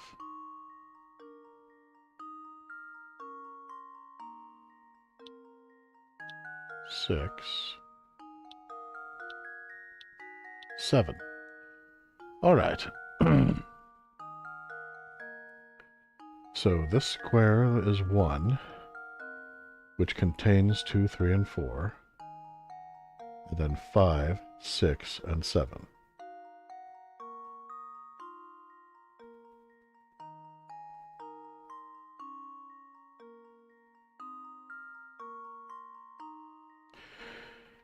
So this is, it looks like this is one with multiple solutions once you get the hang of the overall thing, because technically I could draw lines from here to here and then from here to here.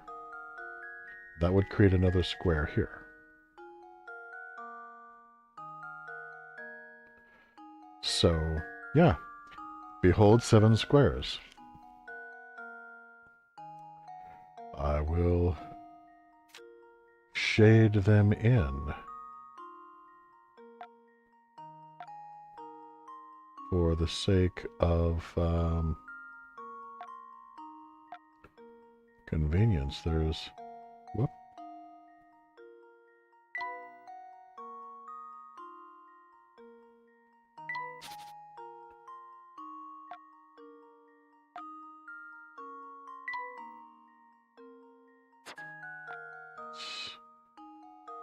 Pink is a nice friendly color. So there's... Game, work with me. There's 1, 2, 3, 4, 5, 6, 7. Yeah, I'm not seeing any way that this would not be a victory.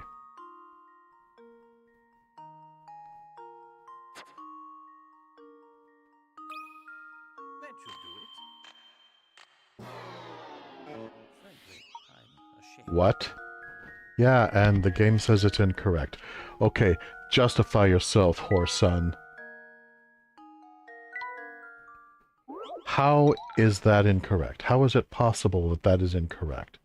I followed your rules. They don't have to be uniform in size, but you can only use each pin once. That's what I did. I formed 7 squares. How is that wrong? All right, looking at hints.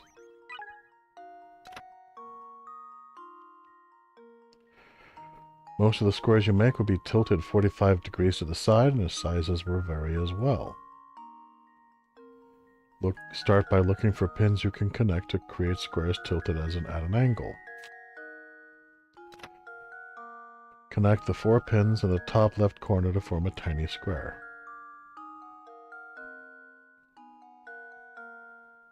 And that's the only square that isn't tilted. The largest square contains the pin that's third from the top on the left column and the bottom pin of the far right column.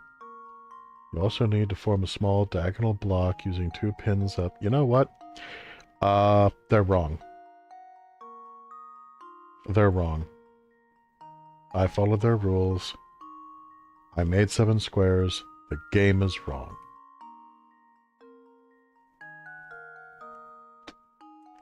Sorry, Professor Layton. This is kind of like the astronomy one, where it says for you to connect the lines between all of the largest celestial bodies.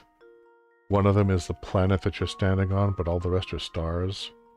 And a planet is by definition smaller than any star in the cosmos.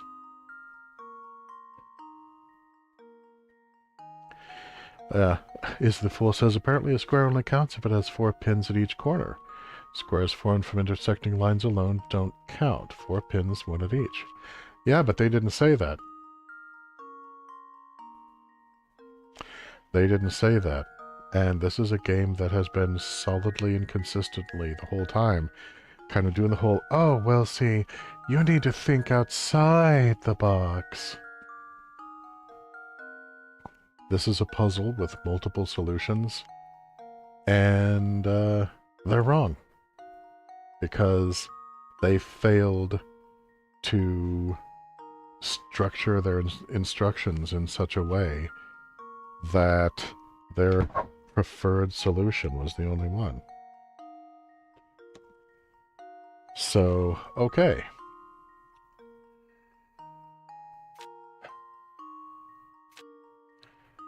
Okay, can you use the location of one of the squares? Connect the 4 pins in the top left corner to form a tiny square. Okay.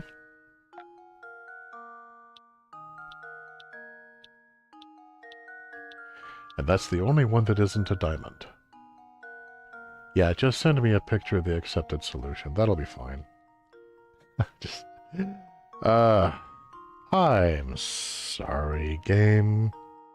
Most of the time your puzzles are spot on. Sometimes they're needlessly frustrating.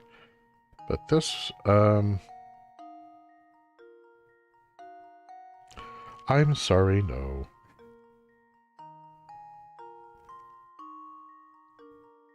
It's kind of like, anybody remember when you're in school and just every now and then, the answer to a math problem in the back of the book is wrong. And you can prove that it's wrong. And the teacher would still grade it as though you were wrong, because not because your math was off, but because you didn't have the same answer as what was in the book. And that's what matters. I feel like I'm in that situation.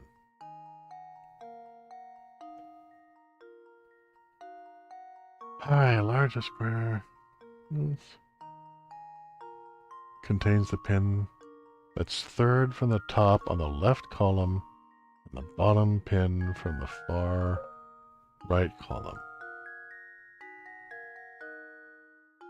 So that can't be right, can it? Third from the top on the left column.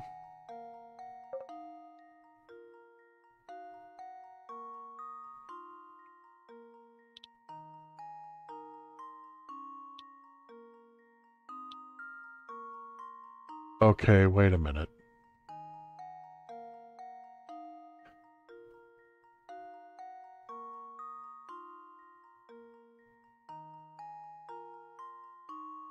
Yeah, it was intuitively obvious to you what they meant. It is probably intuitively obvious to a lot of other people as well.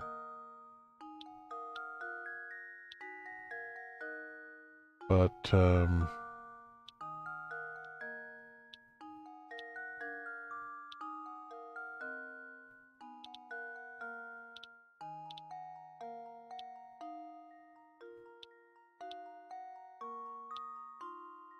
okay, there's a square.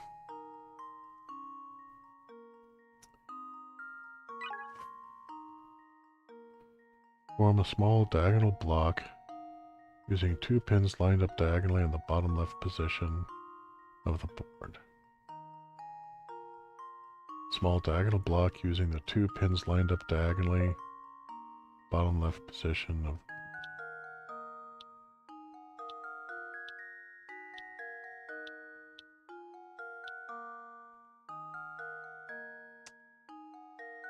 Okay, and there are 2 more small squares just like this one on the board.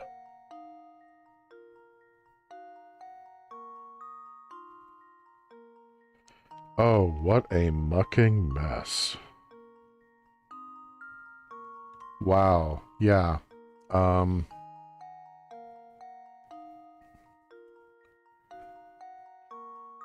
Okay, so I'm gonna draw this out, partially just so that those of you who are watching can also see this.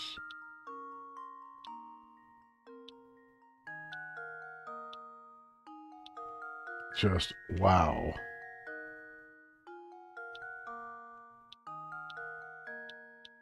And the way that the pins are staggered out creates the optical illusion until you start connecting them, that these squares are not going to be actual squares, that they're going to be uneven in angle, or at least, for me, that's how it's working.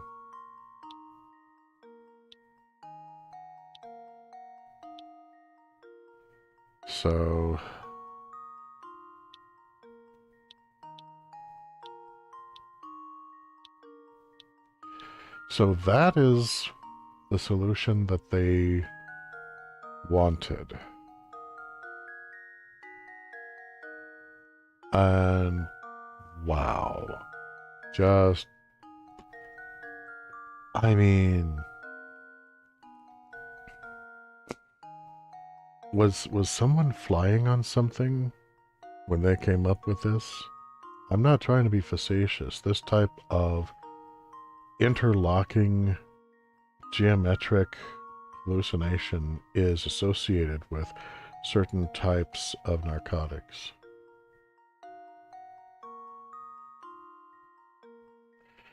Yeah, and I mean, if you figure it out that that's what they wanted, I'm sure it's very satisfying. It's just story of my life. Sometimes it seems like it's like, all right, I follow the directions. Here's the result. Oh, well, that's not what we meant, though, so you're the one that's wrong. No! No, I'm really not. But that's okay. The important thing is that we're getting through. We're moving on. Onward, outward, tomorrowward. Tracking down all those tilted squares was quite fun, wasn't it? Do not speak to me. Alright, here we go. Now we're free to keep climbing. You know, it's very odd how this tower is simply huge, and yet there's almost nothing inside it. Yes, quite. Other than Bruno's room in the cellar, the whole place is rather bare. Yeah, Laughing Gremlin's on my side, though. Laughing Gremlin understands me. Yeah, I'm not really mad. It's just... It's like, no, I was not incorrect. Perhaps that is why Bruno's machines make such a racket. This tower is like a giant megaphone.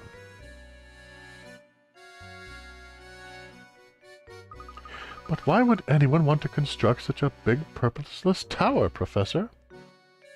Also, when it bears pointing out for some of us, and this is not necessarily the case for all of us, when in early grade school learning the shapes and everything, if the square is tilted on its side, it's not until like junior high that you're told that it's still a square. If you see something that's a square on it, resting on one of its points, and you identify it as a square, when I was in early grade school, that was marked wrong. Because it's not a square, it's a diamond. And I think sometimes a little bit of that still kind of sticks with me. One more mental knot to untangle.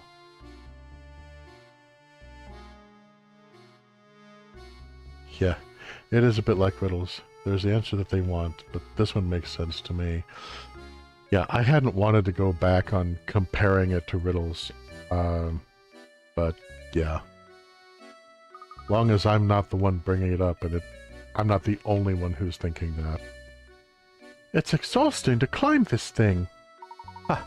Did you ever consider that this tower might have been built for the express purpose of exhausting us? This is just another one of the many trials that have been set out for seekers of a golden apple. Yes, but why? Gosh, that makes perfect sense! But why, though? There are so many other ways to set up a series of trials and tribulations to make it difficult to reach the golden apple. To try to arrange it as much as you can that the person who finds it is going to be an intellectual who enjoys problem solving. Maybe that's also why the tower looks so scary on the outside.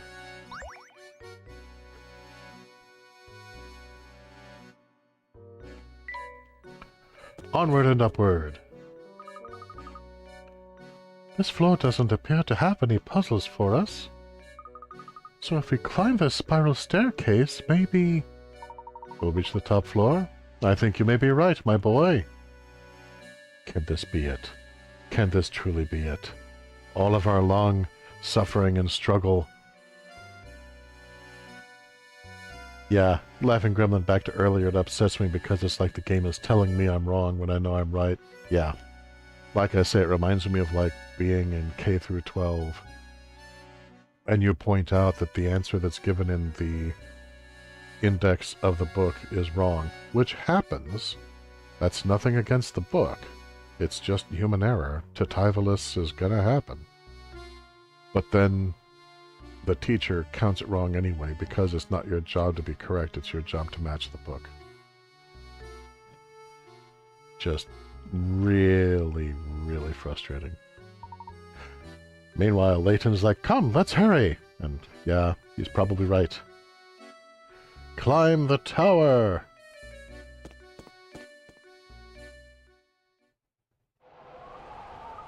Oh my gosh!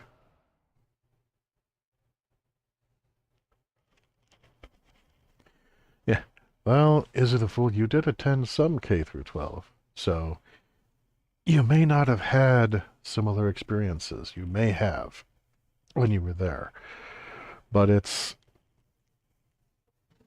distinctly a situation that's designed, in my opinion, to kind of crush imagination and the love of learning. More's the pity. Back to Luke. Oh my gosh!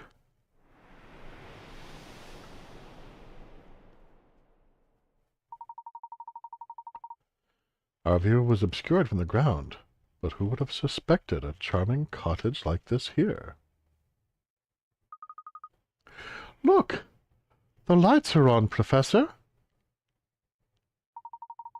It would appear that someone is living here.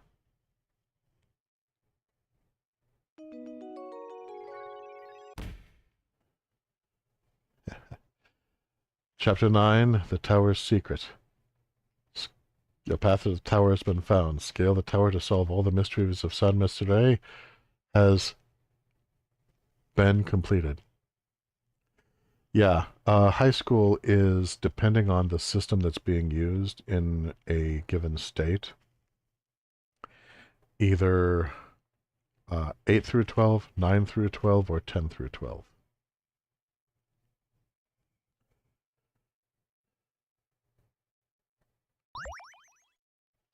Yes, save my progress.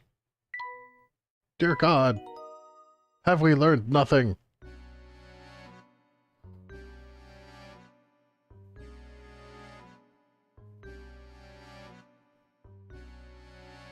Okay. We seem to finally be here. Now here's what I anticipate. I anticipate finding out that the golden apple, the greatest treasure of the Baron's life, is his daughter. Yeah, is the fool. I only attended about 18 months of it. It was genuinely the worst brief period of my life. Yeah, dude, I sympathize completely. Picture putting up with that and trying to just work your way through it for like 12 years. And don't get me wrong, public education is something that I'm very, very enthusiastic about. I think it's very important. But the roots of it still go back to when people were looking for ways of properly educating factory workers, future factory workers. And unfortunately, some of the roots of that are still there, and it needs to not be an oppressive system. We know what you meant, man. We're not going to hold it against you. All right. Is anyone not ready for this?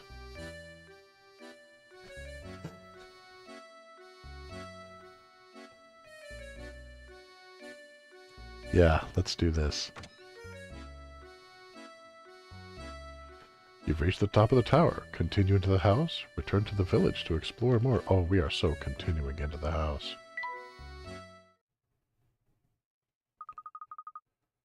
What kind of a person would live in a place like... No, sorry, wrong voice. What kind of a person would live in a place like this? Unbelievable! Just look at this room. The stuff in here has to be worth a fortune. Oh, It definitely looks very comfy and very posh. This must be the top floor that Bruno spoke of. So we might be standing in the same room as the Golden Apple at this very moment?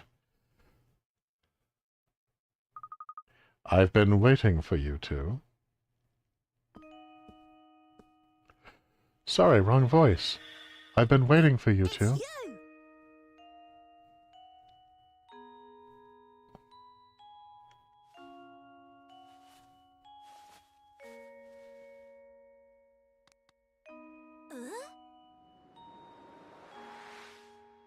Yup. I thought it was What's her. this? What's going on here? My boy, what you see here is the Golden Apple herself.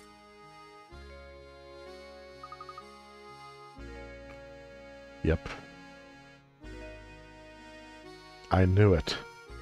The mysterious girl is the Baron's daughter and the Golden Apple. Luke. You're the Golden Apple? Professor, you knew about this? I had an inkling. Don't you see the genius of it, though? The Baron didn't write the will to find a successor to his fortune. His true aim was to find a worthy guardian for his daughter, and he was willing to put his whole fortune on the line to do so. And Flora's, yes, my name is Flora. I've been waiting here in the tower for so long.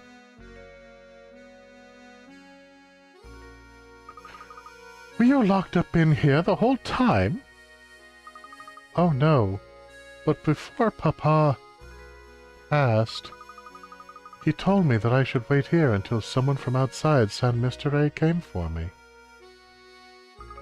Papa said that whoever came for me would be someone I could trust with my life.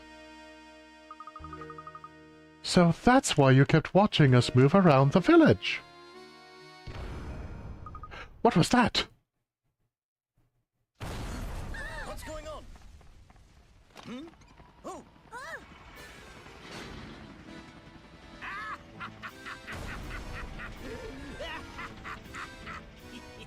Here I come! Get away from her, Dan Backslide! Bully, coward, you thief! Ready or not?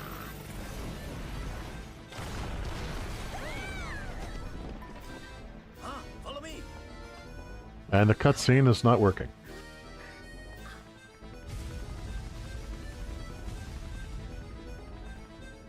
Yeah, it's not rendering on my end either. There basically there was no cutscene. Sorry about that. Layton, meanwhile, follow me! You must evacuate this cutscene immediately! I don't know why. We have been betrayed. The system mocks us. And Luke is like, what now? There we go. Whoa! Professor! Luke, go ahead without us. I have an idea. We're fine. Go on. All right. We button in the lower right corner twice. This way.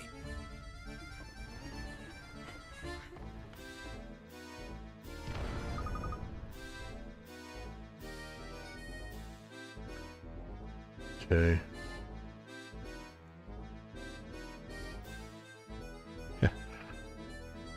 It appears when you click near it. Okay. What are we going to do? Says Flora. Layton. I've got it!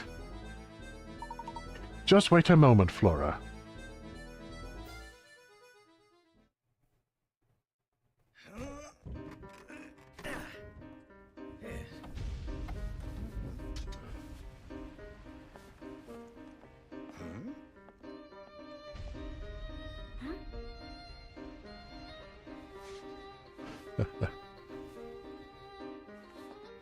Now, the second and third cutscene worked well. The first one, for me at least, did not render. It was just a still.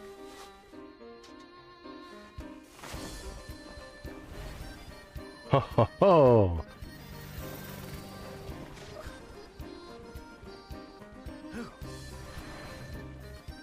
Layton, I'll smash you right out of the sky! I don't even know you!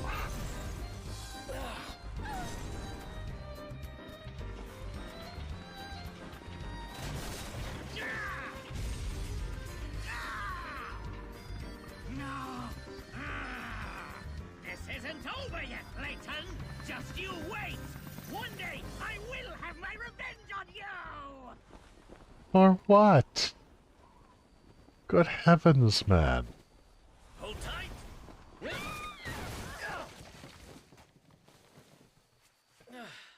Well, the Baron was correct. The person who showed up for her was someone she could trust with her life.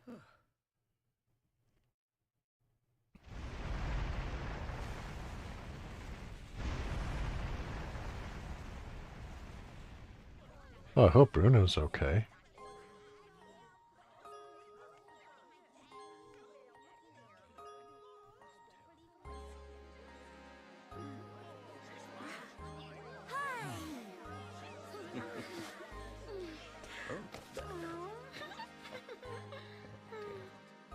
Yay!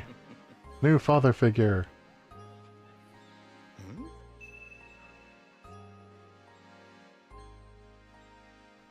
Ha. She has an apple birthmark. That's very cute. Thank goodness you're all right, Professor. Oh, Laughing Gremlin's like, how could he get down from that tower before it collapsed? Remember, his way out was not blocked. He was able to just run like hell. And yeah, he got quick little legs. Zing! Don Paolo's flying contraption was something else. I really thought we were done for back there. Yes, it was a bit unnerving. But he also provided us with the answer to one of our ongoing mysteries.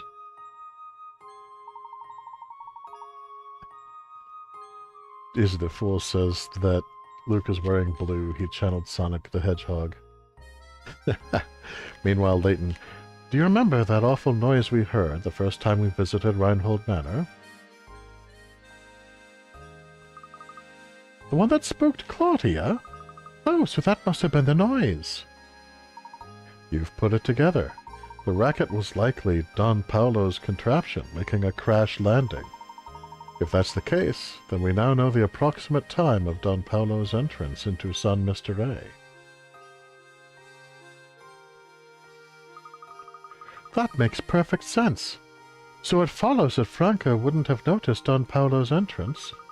So if Flora is the golden apple that everyone's been looking for, that means the treasure that Lady Dahlia and the others were chasing never existed in the first place. No, I'm fairly certain they weren't mistaken. I do believe a fortune is hidden somewhere within the village. But the Baron would need to hide it somewhere only the golden apple would know to look. You mean that Flora knows where the treasure's hidden? Flora, meanwhile, looking miserable. I'm sorry, but I don't know about a treasure or anything like that. Let's head back to Reinhold Manor one more time. I suspect we'll clear everything up there.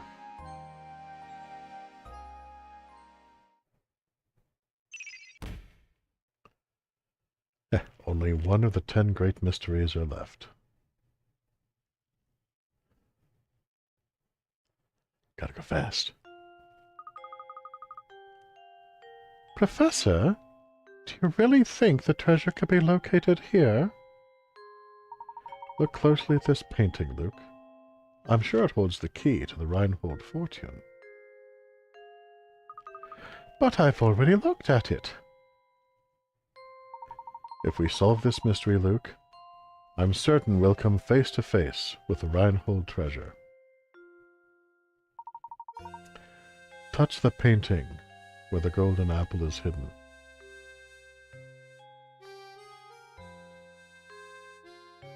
And it was on her shoulder right there. I remember now. It's right here. Boop. Aha! This has got to be the only secret passage to a great mysterious treasure that's ever been found through the power of Boop. I love this. This is so awesome. Aha! A hidden switch. Boop. The switch seems to have activated the wall. Rumble, rumble. And to think that Reinhold Manor held the secret behind this painting all along. It looks like there's a passage that leads further in. And Flora's all, oh. Well, let's see where this passage goes.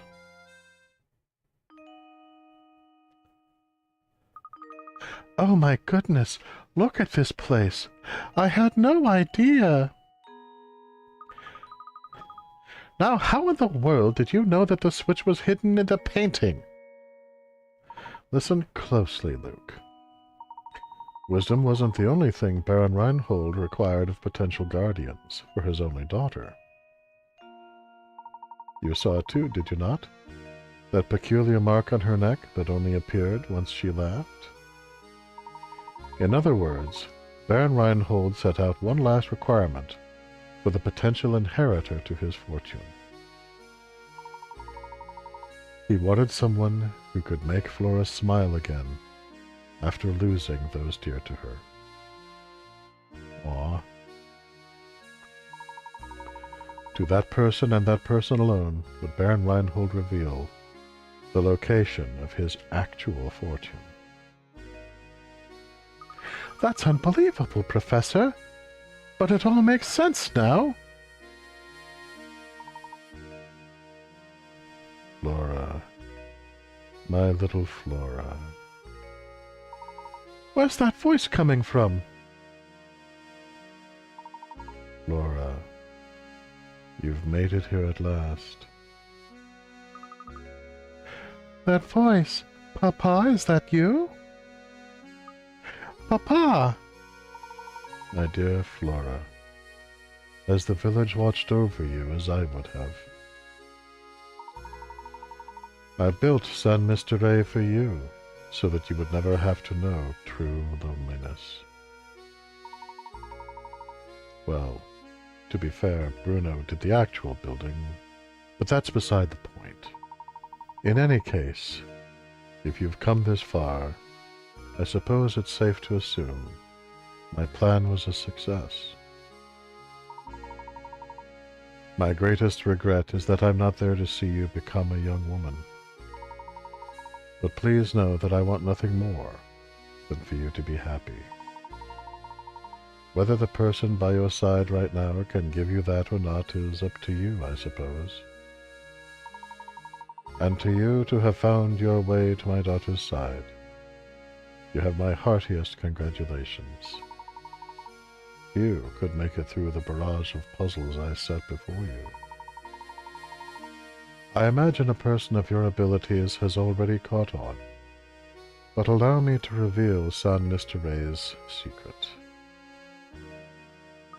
The secret of San Mystere? Recently, I was told by my physician that I don't have much time left on this earth. I can come to terms with dying, but the thought of leaving my only child alone in the world torments me. This is why I've commissioned Bruno to construct San Mystere. At least this way, she'll be safe and protected until she is old enough to venture out into the outside world. Streets and buildings are the bones of a village, but its heart is the people who live in it. This is why I asked Bruno to create all the villagers here, as well as all the puzzles hidden within them. I've asked Matthew to make news of my death public only once Flora has grown past childhood. So, stranger, how does my beautiful little flower look now? I imagine she's blossoming into adulthood. Equally important to me is finding someone to whom I can entrust both my daughter and my fortune.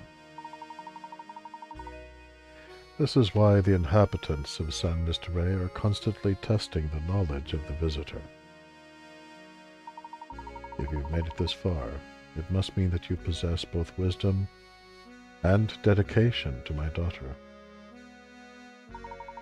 I am confident that you will take good care of my fortune and Flora. This is why everything in this room, the whole of my fortune, belongs to you now. When you remove it from here, San Mystere will complete the objective for which it was created. I imagine the inhabitants will fall into a deep sleep from which they are never to awaken. Now wait just a minute! Is he saying that if we take the treasure, all of San Mystere will just disappear?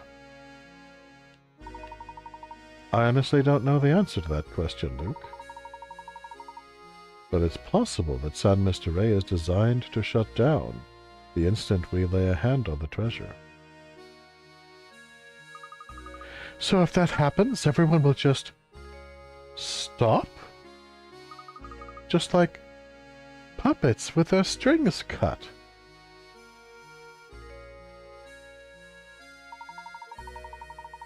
I leave it to you, brave traveler. Draw the curtain on San Mystere and lay this lifeless village to rest.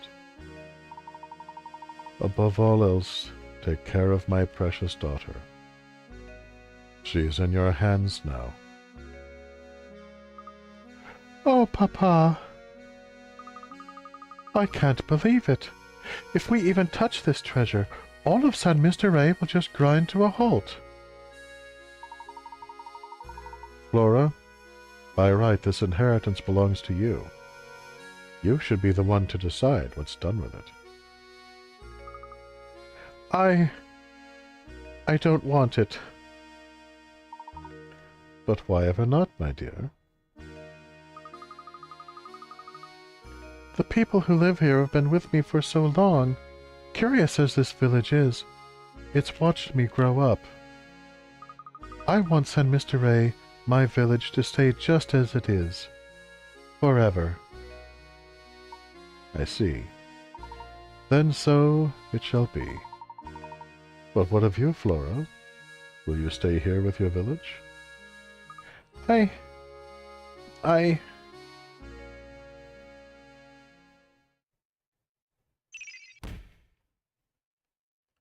And that is a wonderful picture, just her smile as she embraces the professor.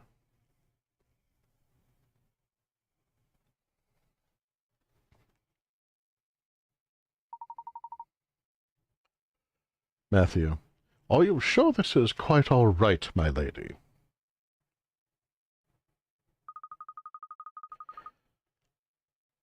Lady Dahlia, certainly. If leaving will make Flora happy, I'd like nothing more than to see her off with a smile.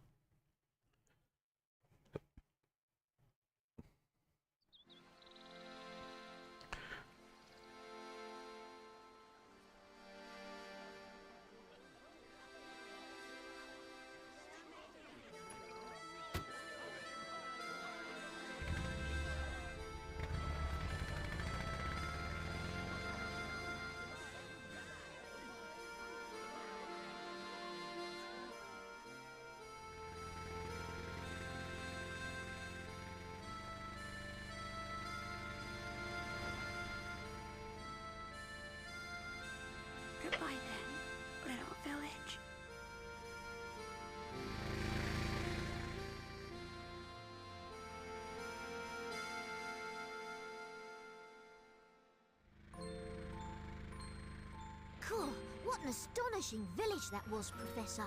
Does this mean you'll be gracing the front pages of the London papers again sometime soon? No, Luke. St. Mystere's secret must stay between us. Huh? Why do you say that? You see, my dear boy, we don't want people to make a spectacle of Flora. That wouldn't be right. Of course. Always thinking of others. Well, one must always put a lady's needs first. That's what a gentleman does.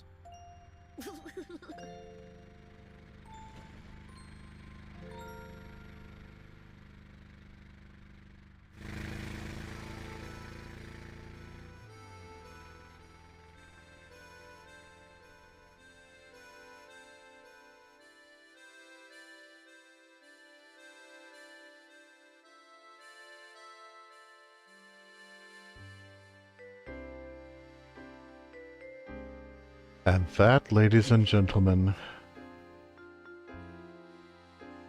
is Professor Layton in the Curious Village. And yeah, is he the fool?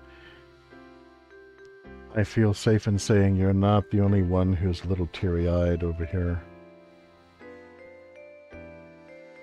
That was an ending worthy of Studio Ghibli. That was just... that was just wonderful. And, of course, the village probably will not last the way that it is right now forever. Not in any literal sense. But Bruno obviously loves maintaining the village and its people. And really, I think it's only reasonable to figure that eventually he's going to find an apprentice. Or he might even build one. So, even if it doesn't literally last forever, I think it's sure to last a very, very long time.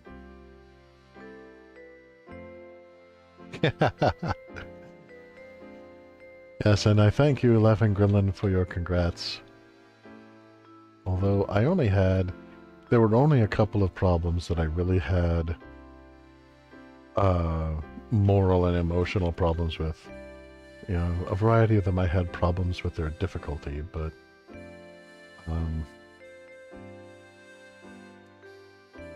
yeah, it's interesting how it's like 70 picarets. Okay, it's either going to be the hardest or the easiest thing I've ever done. Yeah, the fact that all of these people are actually robots also explains how it is that the cat's favorite snack is... Oh, we're doing the joke about the girl who's bad at cooking. Okay. But the cat's favorite snack is fish bones. And now at last we find out how it is that that is possible. When they were not actively trying to kill the cat. The cat's a robot. They're all clockwork robots. Izzy the Fool says there's an after-credit scene he thinks, but he's not positive. Well, I mean, it's like we're gearing up to it. Obviously, she's become a member of the family. And...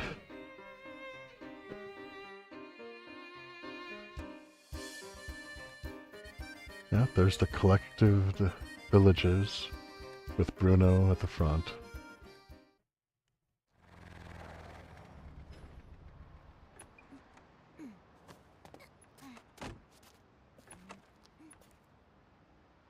Oh no. The ending scene is messed up. Can you guys see it? Wow.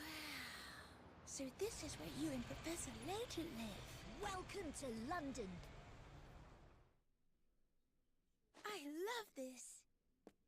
When I first arrived in London, everything was new and exciting. I'm having such a wonderful time, and it's all thanks to the Professor and Luke. Sometimes I feel like I might end up in danger when I'm with them. But anyway, I'm happy. So in successive games, If you're up there somewhere, Papa, thank you.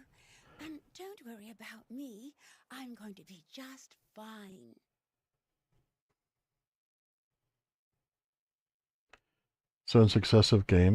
apparently, the young lady in question is going to be accompanying the good professor. That was an unforeseen and unacceptable disaster. I don't want to let the stream end on that. Okay. We pull up an alternate copy of that scene. Okay. We are going to pull up an alternate copy of that scene because it would be just wrong to do otherwise.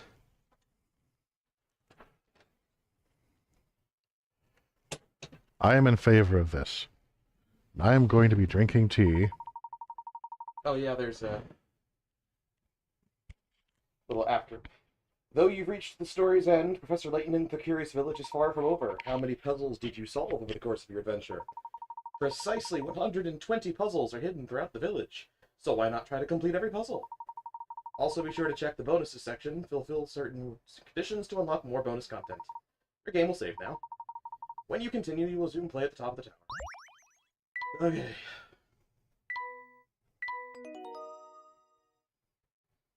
I just came bustling in here like, no, goddammit, no! This is unacceptable. I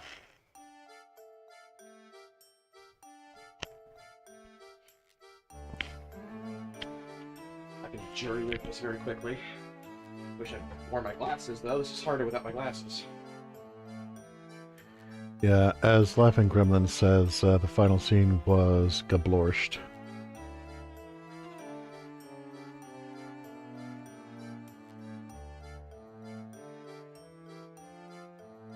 It was all green. Like, what the heck happened?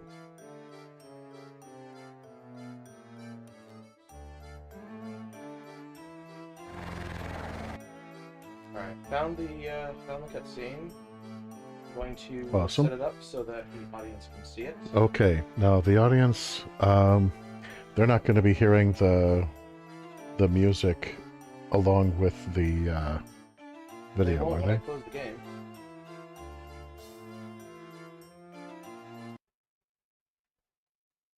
So game's closed now. Game is closed. All right, here we go. I just add source here.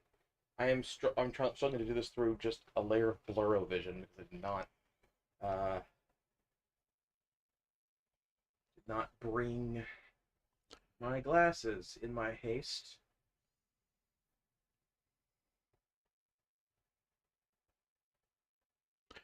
Well, your haste was certainly justified. But if you want to go and grab your glasses, you know, we would all understand.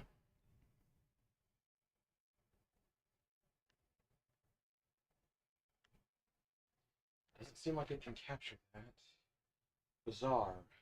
I got to come at this from a slightly different angle, apparently.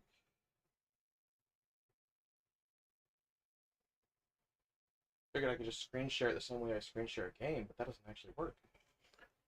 Odd.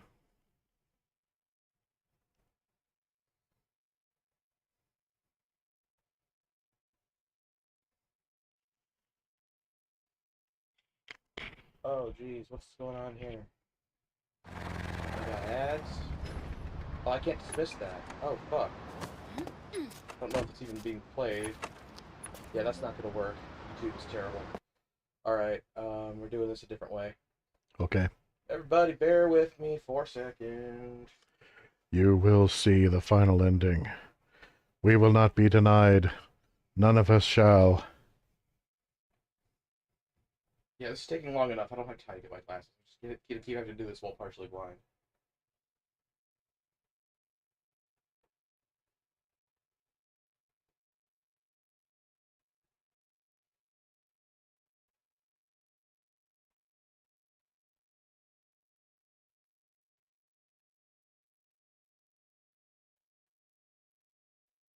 Fortunately, I know my way around this sort of thing. Thank you all for sticking around, if you still are, by the way, just to see the final cutscene in all of its glory. This game just means too much to me to let it end this way. Understandable.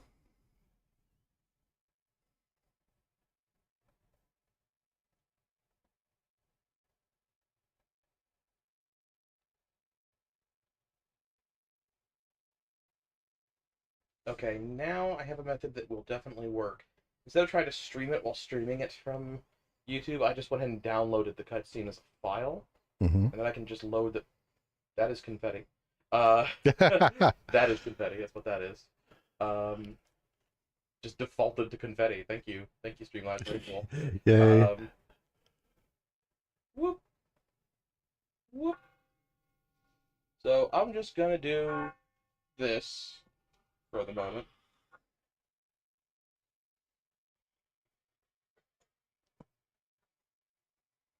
There we go. The chat can still be seen. Is it? Oh, it's already playing. Hold on. Not ready, not ready. Oh, that's the wrong thing. Where is it? Oh, I just moved it. That's why. Okay, hold on. Can't see shit. VLC. Where did it go? I don't know. I'm not seeing it I yet. don't know if you guys are able to hear it even.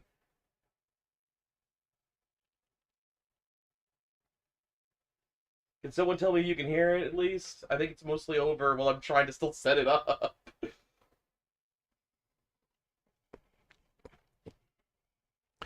We refuse to accept defeat. I have no idea if anyone could hear this. Hear the video. Laughing Gremlin. Anybody in the chat? Laughing Gremlin, can you hear this? Can you hear us?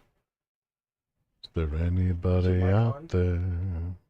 Is your mic on? Can I... Yeah, my mic is on. Yeah, I it's just on, it's double on. checked. Okay. I'm just like, is anything working? Can you hear it at least, Coyote? No. Hang Fuck. on. Okay, well... Yeah, I've got no sound. I can't find the goddamn file. I can't see. Everything's so blurred. Please tell me if you see the words VLC source go by. VLC? Yeah, VLC. Okay. Gremlin's hearing it. Gremlin's hearing it. Okay. In that case, I'm going to stop messing with that. Bit of lag on your end. That's cool, that's cool. Well, the important thing was that all the viewers were able to see it. Oh, it's looping now. Can you see it okay? All right. Well, that was the cutscene. It played. I know that to be fact. That's flimsy as hell because I can't see and I'm frustrated. But I guess that's it. Did we see the whole thing? Yes. I saw it loop. I freaking was able to hear you guys, but you didn't hear the video. Oh, well then we're not done. Layton CV. No, that's not it. Curses. Okay, it's got to be called. I need to get my glasses. I have to throw the towel. I can't do anything if I'm blind. Okay.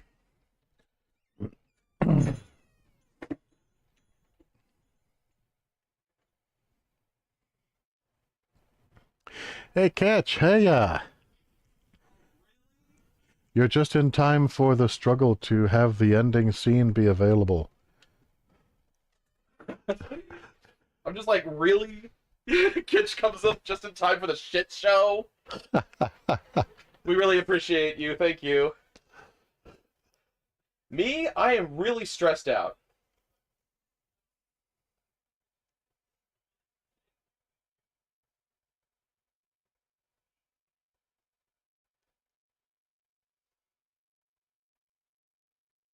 It called itself confetti.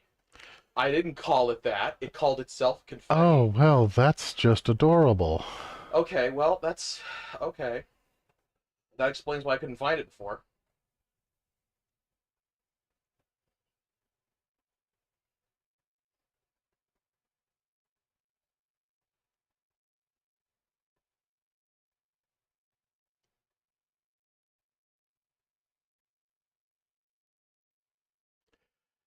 Yeah, there were Okay, technical what's going on? So we finished the difficulties. game, and then the final cutscene played, and it was nothing but a bunch of garbage pixels. There was some kind of corruption in our copy of the game.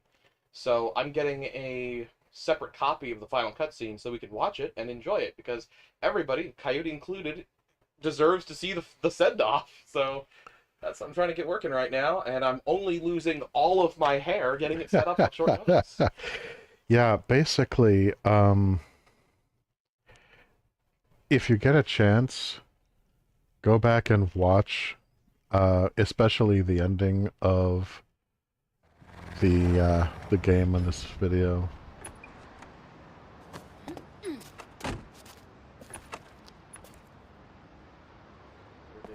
Resizing again. Okay, so it can be seen. Coyote, you can hear it? Good, good, good. Can you guys hear it? Wow. So this Should is be where you and outputted. Professor Layton live. Good and positive energy. Thank you. Can you guys hear it now? I know that there's a delay, I so love this. if you guys have already responded. When All I right, you can first hear it. arrived in Awesome. London, everything That was is very new awesome. and There, okay, I'm done fiddling exciting. with the position now. So we can I'm just sit back having and enjoy. such a wonderful time, and it's all thanks to the professor and Luke. Sometimes I feel like I might end up in danger when I'm with them. You can tell that I'm But kind anyway, of ridiculously I'm passionate happy. for this game. I really, this needed to happen. If you're up there somewhere, Papa, Cute art style. I thank know, it's you. such a cute art And style. I don't worry love it so about much. me. I'm going to be just fine. I don't know how much you've seen of Coyote streams of this game pitch, but I definitely recommend going back and checking it out. Did it loop? Car pulling up. That's the first shot, right? I believe that it looped. And panned the sky was the final shot. Wow. So, okay, yeah. So I this think is we're where done. you and Professor Layton live. Welcome to London. I wish I'd timed it right. But anyway, yeah. That was the final cutscene. It did kind of run a bit longer because I wasn't sure if it was there or not. But, hope you all enjoyed. It's only about a minute long, and yeah, that sky shot was the last shot. Yeah. All right. Well, thank you all for joining me and for joining Coyote here for the whole show up to now before I came in and had a brief meltdown for everyone to enjoy. Everything today has been a struggle. It really has. The puzzles have been a struggle. Yeah. Getting everything set up has been a struggle. Awesome. Yeah, it's a wonderful series. Fantastic. I've played about half of it. It's really good. Most of the games are on mobile these days, so you can play it on your phone. Barry's like, oh, you don't need to apologize, no worries. No, don't worry about Love it. to have you anytime. Alright, I'm gonna bugger off now so that Coyote can wrap things up for today. Woot.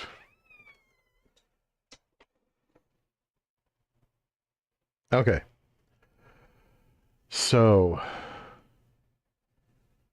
for those of you who have just been coming in, I'm a little reluctant to go into the ending of the game and its story. Simply because I don't want to spoil it. I want everybody to be able to enjoy it. But, yes. It's definitely a worthy game, and from what I'm given to understand, the games that follow just keep getting better.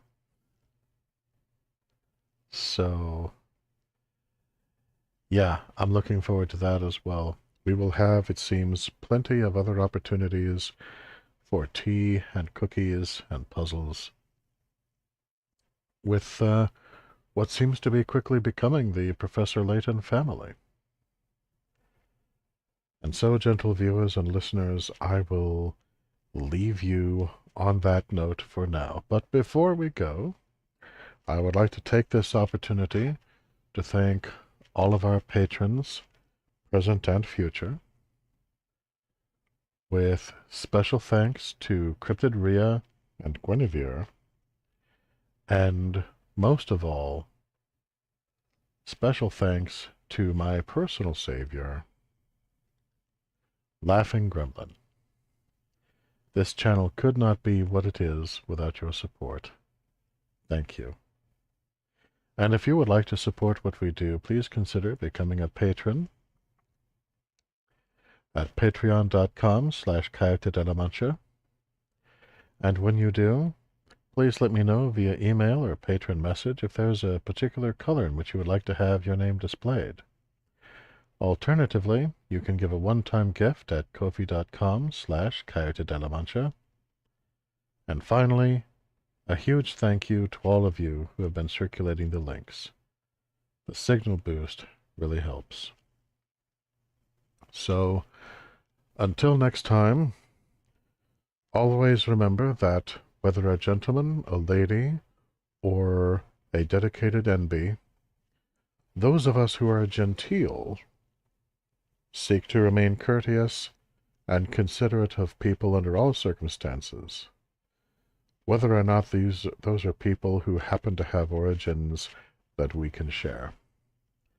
And I will see you, gentle viewers and listeners, sometime again.